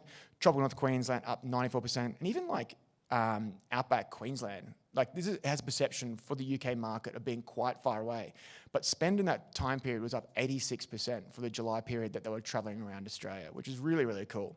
So while the event was held in Brisbane, and there was obviously some overflows within Southeast Queensland, it was genuine dispersal across the state. So visitors were motivated to travel to multiple regions. There was a time frame and a social group dynamic around it, which is great. And major events really do create that urgency and planning that smaller events really struggle to replicate as well. Probably my favourite stat of this whole thing is we spoke to the Guinness rep, and he said that there was 2.1 million pints of Guinness poured in Australia over that 6-week period, which has to be some sort of record, I think. These are the stats going overall, but what does it mean for certain pillars of the economy, especially in regional places? So on the left-hand side, that's by region, and that's bars and restaurants. In those areas, we know hospitality absolutely killed it over these time periods, but it wasn't just hospitality in Brisbane, it was hospitality in other places. So, they travel around, but the Poms, when they go to each place, they absolutely hammer restaurants and they absolutely hammer bars, which is great. But also, it's not just that, it's all the stuff around it. So retail, in this particular category, retail entertainment, is basically everything else in the industry. So a lot of people reported, we've got red shirts coming in, isn't that fantastic? And it was, and we saw that in the data, which is really, really, really cool as well. So, events can be a rising tide that lifts all boats, not just in the area where the event is, but also in other areas as well. So why am I talking about this? Because this happened last year. Well, we've got this runway up to 2032, far away, but we've also got 2 immediate events in the next 12 months to 18 months in Queensland. So this year is the Rugby League World Cup, which some people travel for, and then the Rugby Union World Cup has a much broader international appeal, which will have a lot more international visitors as well. So I just wanted to check on the forward-looking occupancy for a couple of regions for this year's Rugby League World Cup. Rugby League World Cup is still 5 months out, and obviously internationals take a little bit of a step back because they've got longer planning times, et cetera, but I'm trying to give context around the fact that this data is really, really strong, considering that we're still 5 months out from any of these games being played. It's not to the end of October, and Townsville is already up 20% occupancy in the same time last year. Newcastle has 2 games. One of them is a final, but no one knows who's going to be in that final, and they're up 75% year on year. Who's that one? Perth. Perth's a huge area, and they're already up 15% year on year as well. So there will be general dispersal that comes from the Rugby League World Cup about internationals coming in, but also other state people who'll be travelling around for this. And then this will be replicated by, I think, around 2 to 3 times for the Rugby Union World Cup next year as well. So there's some really exciting stuff that's happening. Major World Cups, Olympics, all that sort of stuff is great. But why don't we look at something slightly smaller, but no less important? It's not just mega events, well-run sporting events, and this is like one of the secrets that we work with. Localis brings multiple data sets together, but we work with councils all over Australia, and like the best kept non-secret is that school sporting events are absolute bangers for everything. They bring in more than anything else. And here is a case study for This is great. This is so fun. Coffs Harbour, already a pretty big place, et cetera. They've got the touch football competition there, or youth football competition. 88% spend increase on an already pretty big area compared to the average daily spend for that particular area. And then they fill beds, they come in and they stay there, they stay for days, they bring cousins, breakfasts, lunches and dinners are all full. Pharmacies go off because they go to buy strapping tape. It's really lifts the whole economy, which is really, really good. And this happens everywhere that we see these events happen. It's the best possible event you could possibly have. Dubbo. Dubbo just got it because Port Macquarie kept getting rained out, so it's now switched to Dubbo. And Dubbo is loving life because an 87% increase on daily spend whilst the event is on, and obviously a massive increase in people staying overnight as well. So this is 2 pretty cool events that are on, but you repeat this pattern over and over and over with any school sports events. This is the absolute best event that you guys can go after. This ugly slide, this is kind of what we see inside of our platform. So I thought I'd better just put a screenshot and take it in. The red circles there as New Year's Eve. That's where we kind of usually see peaks. This is visitor spending. And our favorite the major peak there's 2 major peaks. There's a step, and that's the Confra Rugby League Cup. And then that's about 5,000 people, according to ChatGPT. And that jumps up to about 14,000 for the major tournament. So that's the biggest spend from visitor spend that this region's had on a yearly basis because of school sport. And again, it doesn't get the fanfare of the Lions Tour, the fanfare of the other stuff, but it does way more significant impact than anything else. And you guys already know that, but I'm just saying how awesome it is. In comparison, when you go region by region by region, it's consistent all the time. So I'm a numbers guy, so I love quantitative data, which is numbers. As you can see, we love graphs. But this only really tells half the story. We do a lot of flood reporting, a lot of fire reporting, a lot of disaster reporting across the country. And generally what we find is this pattern kind of repeats itself, but we look at the days before, and the days before peaks up massively as people rush out and buy toilet paper for some reason, and water and shovels and all sorts of stuff that they probably don't need. The days of the disaster, it drops. The days after disaster, it pops off again. So if you were to look at it on a weekly basis, you see spend actually going up for a particular area. Everyone goes, oh, isn't it disaster? This is terrible. Often, more often than not, because of the panic buying and then the recovery buying, it's not actually that bad. And sometimes people actually have a really good time in it. So the reason why I call that out is because there's stuff that can simmer underneath, which you don't currently see. Like we go, oh, quick, let's get in a report out. We need to talk about what's going on. And they get the disaster report and like, it's actually quite good. We can't tell people this because we want money. So what we set out to do is we built this is a screenshot, and I can walk you through it. We built a new module, and inside of this module, we collect every single Google review going back in time for every single listing across the country. If you are able to review it on Google, whether it be a park, public transport, a hospital, a business, etc., we collect everything. We do that on a daily basis, and then we compile it together to try and understand what's working and what's not working in region. So when it's collated like this, you can see on the left-hand side, well, what's working for Bundaberg for the month of April. Family friendliness, natural beauty, atmosphere and ambience. This is what people are talking about on reviews, and they're going, this is some things I really, really like about this area. That's great. Often what people do is they can then use that. We build scores out of it. You can have a net promoter score for your region. What's everyone saying? That's great. But I think probably what's more important is like what's not working. So I've clicked on this and it says, what's not working is trail conditions, safety and security, and then safety and signage. So there's a signal that's coming through there where this is by the way post-cyclone. So there's a signal that's coming through which is something's wrong and people are trying to raise that and they feel unsafe about that. So I don't have time to go through and read all of this. So I just ask the ChatGPT interface, which is kind of connected to Localis. Localis is like ChatGPT, but with our own proprietary data. I said, why is this happening? Why are we getting red? What's happening here? And it says, because of the trails, a lot of the trails were washed away. They haven't been fixed. They're not fenced off. And because of that, there's a huge safety concern. Now, I'm not sure if that's getting through to the Bundaberg Council or not, but this is what's simmering from visitors reporting back to the area and what they're saying on to the open forum about what's happening. The other bad thing as well is that these comments are not being responded to. So people are giving real safety concerns about what's happening and complaining to an open forum, but they're basically just yelling into the ether. When I talk about what's happening in the visitor economy, it's harder and harder to get people to come there. So when you get there, they've got to have a good experience when they're there. So looking at this underlying stuff doesn't have to let stuff simmer. You can talk to them and go, oh, well, maybe you shouldn't, it's getting fixed, or, you can basically address an issue before it becomes multiple issue and heaps of people pile on. So I released this 3 days ago. No one else has seen this. This is the first time we're launching it. So this is a really cool feature that can try and help give context and qualitative insights to what's happening with the quantitative data as well. That's it for me. I talk very fast. Feel free to ask any questions. Any questions? Anyone brave enough? Mary, come on, you always have one. Just a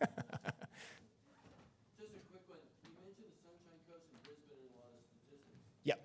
I don't say Moreton Bay, so I'm curious which one that fits into. You have your own area. Yeah, so Moreton Bay is actually a client of ours. So because you are in Moreton Bay, you can get the data. So that's probably another thing I should say as well. We're at the Small Business Forum Awards, etc. Any council that uses Localis data can give it to all of their businesses for free. We can help you do that. We help you build dashboards, automated reports, and that sort of stuff. And that's something a lot of people don't know. Moreton Bay Council is gigantic, and we talk to a group in that, but often people don't understand that we can do. So if you need reports, if you're within that council and they subscribe, come talk to us because we can help you. And that goes with for event reports as well. You told me last night about a cracking event, so yeah. Hi, I'm Tim. I'm from the Chamber of Commerce in Bundaberg. Yep. So thank you very much for putting up that data. No worries. How do we make sure that what we're seeing is accurate, truthful, and so forth? Because some of those reviews that we're sitting at 100% for not working is only one review. Yes. So how do we keep an eye on that? How do we make sure that what we're hearing is true? Great question. So the way we kind of get around it is that we can't help you. We can give you the data to make decisions, but ultimately, in the day, it's for you. So what we try and do is be really transparent with how we collected the data. That was a month, but you can also extend that over time. And you can put in rules that go, well, unless we need 20 or more reviews before we can see that it's statistically significant or something else like that as well. So it's great. You can't take action off one review, nor should you, right? So if you extend the timeline or maybe include some more points of interest, that was just for parks, the one I clicked on, you can get more reviews to do that. And that's part of the reasons why we include the sample size within that, the number of reviews, so you guys can go away and think about that as well. But yeah, you're right. You should be making decisions off the data, yeah. Interestingly, it is, yeah, because interestingly, you're right, nature and beauty came up the number one thing that people are loving and talking about, but then the number one complaint is that some of them are washed away. So it's the number one draw card, but also it's the number one detriment. That often happens with something that gets reviewed a lot. So if something gets a lot of reviews, there's going to be a lot of good, but there's also going to be some bad as well. Yeah. Makes sense. You didn't really touch on business tourism, conferences and those sorts of things. Is there a reason why? How businesses use the data in particular? Business tourism, like having conferences and events. Oh. Great question. We actually get this a lot. It's really hard for us to, just cards on the table, it's really hard for us to determine business spend, like what is actually business versus not. So if I were to look at this room tonight, there's 66, 70 people, but what we look at is the incremental impact on a particular area. So because this area is quite big, there's 60 people coming in, and even if they do spend, if we talk about how much water is getting put into a bucket, it's not enough to make it overflow or not enough to create enough signal. In bigger areas, in bigger conferences, it's much easier to do. Like the number one spend in Brisbane on South Bank, in the South Bank area, was the World's AIDS Festival last year. 20,000 people came in, number one spend. You could follow it along because it was so big. But smaller conferences, just cards on the table, are very, very hard to do. The other thing as well is that it's often people put their credit card down or they pay, like they get invoices. We mostly track credit card spend, so that kind of goes out behind it as well. So business conferences do a lot more than what we're tracking. And it's something that we're trying to work on, but it's hard. Makes sense. Yep. Cool. Thank you, Robbie. Thank you. Yeah.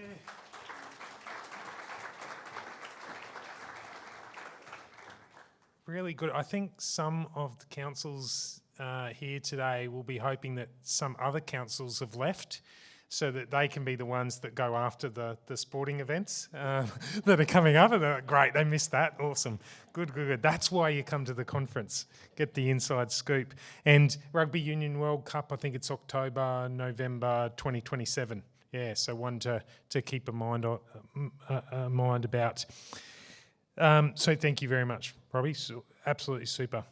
Our next speaker is a local, Lorith Rumble, an award-winning entrepreneur, ecotourism leader from Queensland's Capricorn Coast. Lorith is director of Reef Distillers. And for those of you who were on the bus yesterday, you'll know the name. We drove past. We know that Lorith is working on the new tasting room. That's it. Yeah, the tasting room. So recently named Australia's best botanical vodka at the World Drinks Award. Lorith is also a director of Sojourn Properties, including Pumpkin Island, which is amazing. She's known for building successful businesses grounded in place, sustainability, and strong local partnerships. I'm really looking forward to this. Let's welcome Lorith.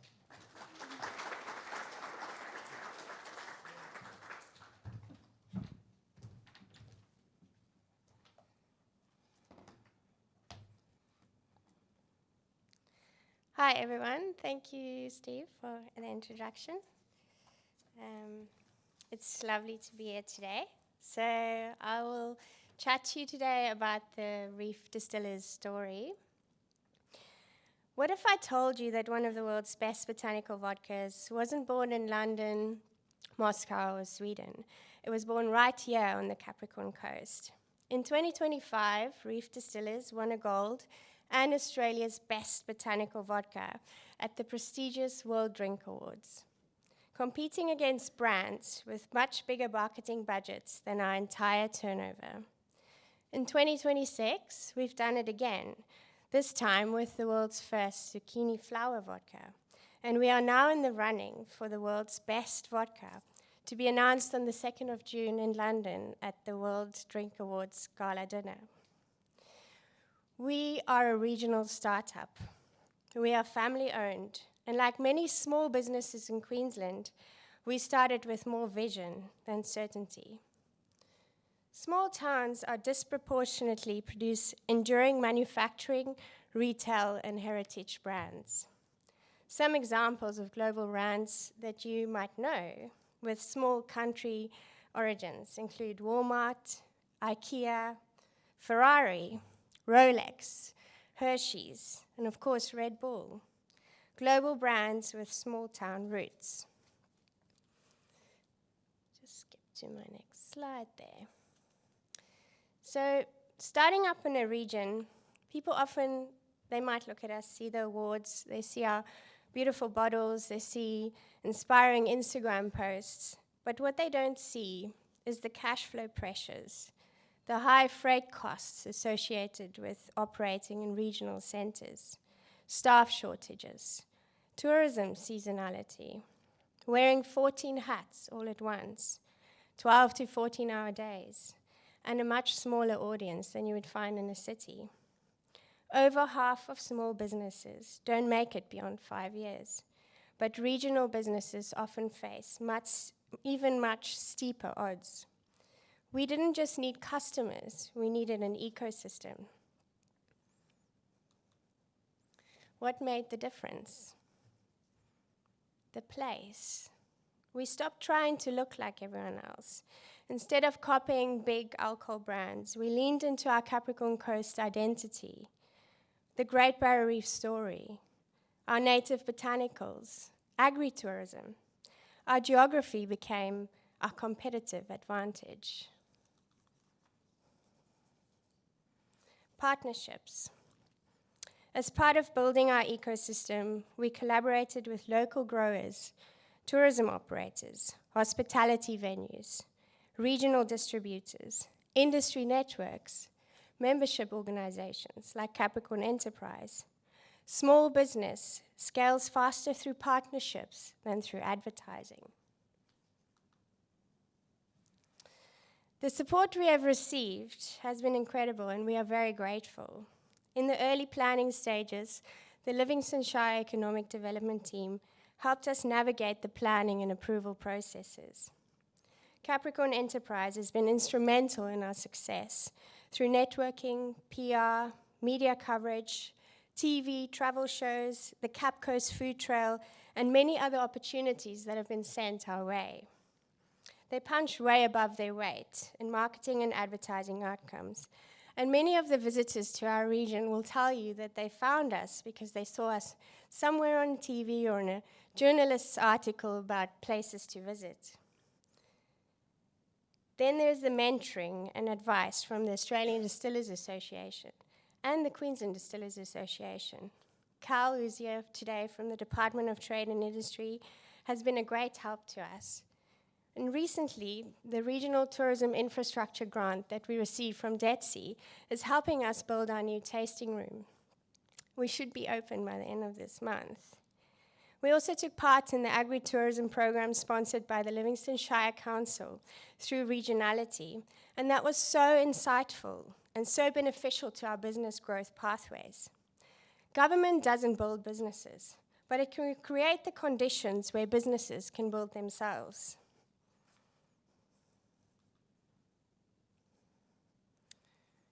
One of the biggest lessons we've learned is that regional businesses grow faster when they grow together. We stopped thinking about only selling bottles and started thinking about building experiences, partnerships, and community. We partnered with local growers. Our products begin with local agriculture, local growers, local ingredients, and local stories. Farmers like Lush Lychees, High Valley Dawn Permaculture Farm, Salty Lime Company, and the Peroni brothers up in Ayr.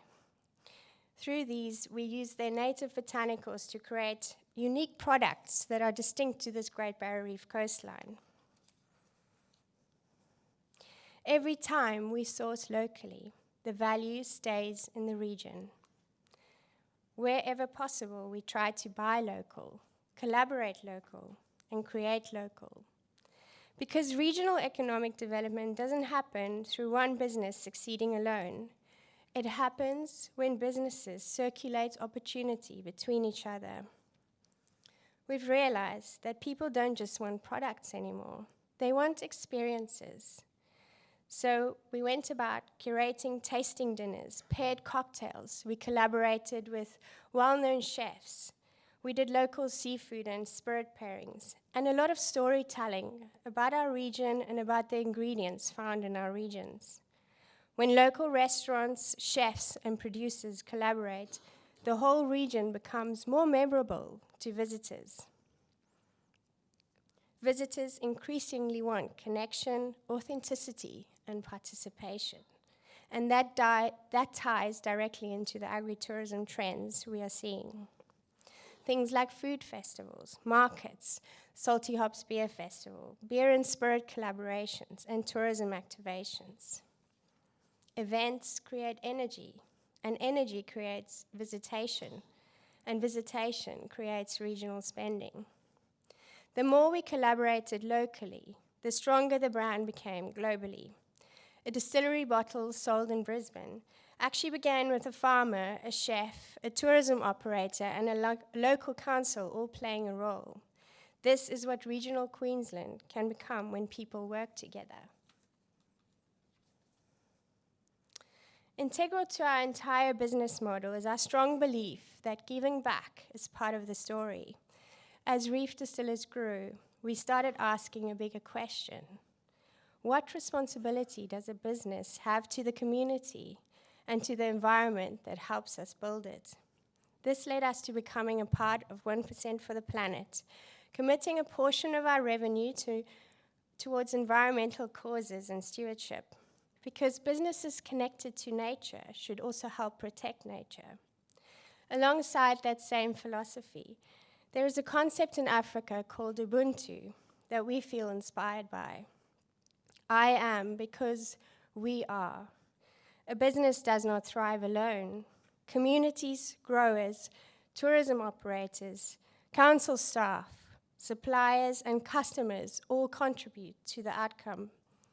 Success means lifting communities, growers, tourism, and local industry together. It's the belief that our success is all interconnected. So what was the turning point? Our turning point wasn't winning an award. It was deciding to think globally while staying regional, entering international competitions, improving our packaging, telling a stronger brand story, moving from selling products to selling experiences. The award didn't build the brand. The consistency built the award.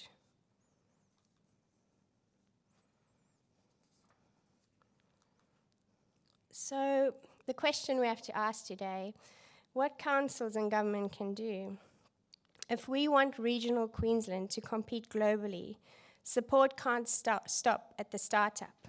Businesses need faster approvals, easier navigation of grants, export mentoring, tourism infrastructure, and local procurement pathways.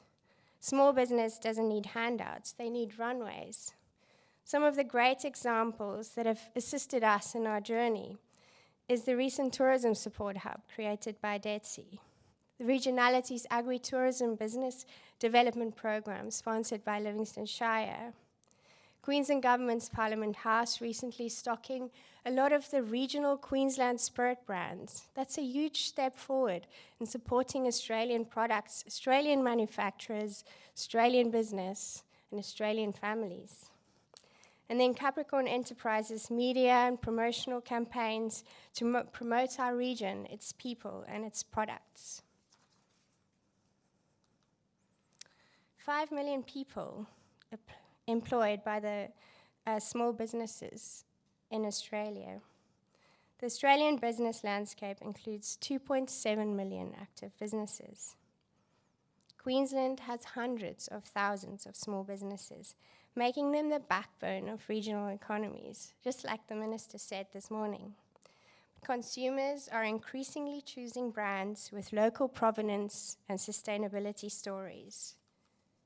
and visitors are increasingly spending money on experiences over products, creating huge agritourism opportunities.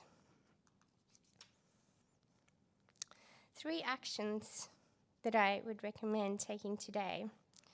Own your story. Stop competing on price. Compete on your story. Why should someone buy from you instead of a cheaper alternative? Rewrite your business description in 1 sentence using place, purpose, and personality. Build ecosystems, not customer lists. Your next customer probably came through someone else's network. Sharing our resources with other businesses, asking how we can cross-promote, how can we bundle, how do we share our audiences. Too many regional businesses wait until they feel ready. Apply for that award, that grant, that accelerator, that trade show. Confidence usually comes after action, not before it. A few years ago, we were a regional startup on the Capricorn Coast, trying to prove that we belonged. Today, our products stand on international stages, not because we are the biggest, not because we had the most money, but because regional ambition, backed by the right ecosystem, can compete anywhere. The next global brand from Queensland may very well be sitting in this very town, in this very room. Will we create the conditions for it to thrive? Because Reef Distillers is not just a story about spirits. It's a story about what happens when regional people are given permission, partnerships, and a platform to think globally. Thank you.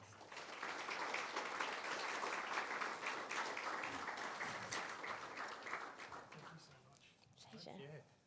We do have a little time if anybody has a question for Laura. Yeah. Yep. Tim?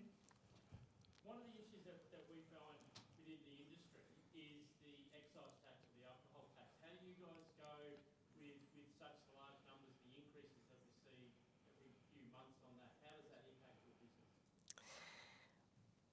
Because that excise increase happens every 6 months, and we can't increase our costs every 6 months. Our cost to sell every 6 months. We carry a lot of that. The ATO basically will take more money from a bottle of spirits than we make. If you go and look at our margins, it's very slim. And that's the reason why, when you go to the bottle shop, it's $79 for a bottle of gin. 31 of those dollars goes to the ATO, and that's not the GST, that's just the excise. So yeah, it's a tough industry to operate in Australia. It is, and you've done extremely well. Thank you. So congratulations. Thanks very much. Let's thank Laura. Yeah.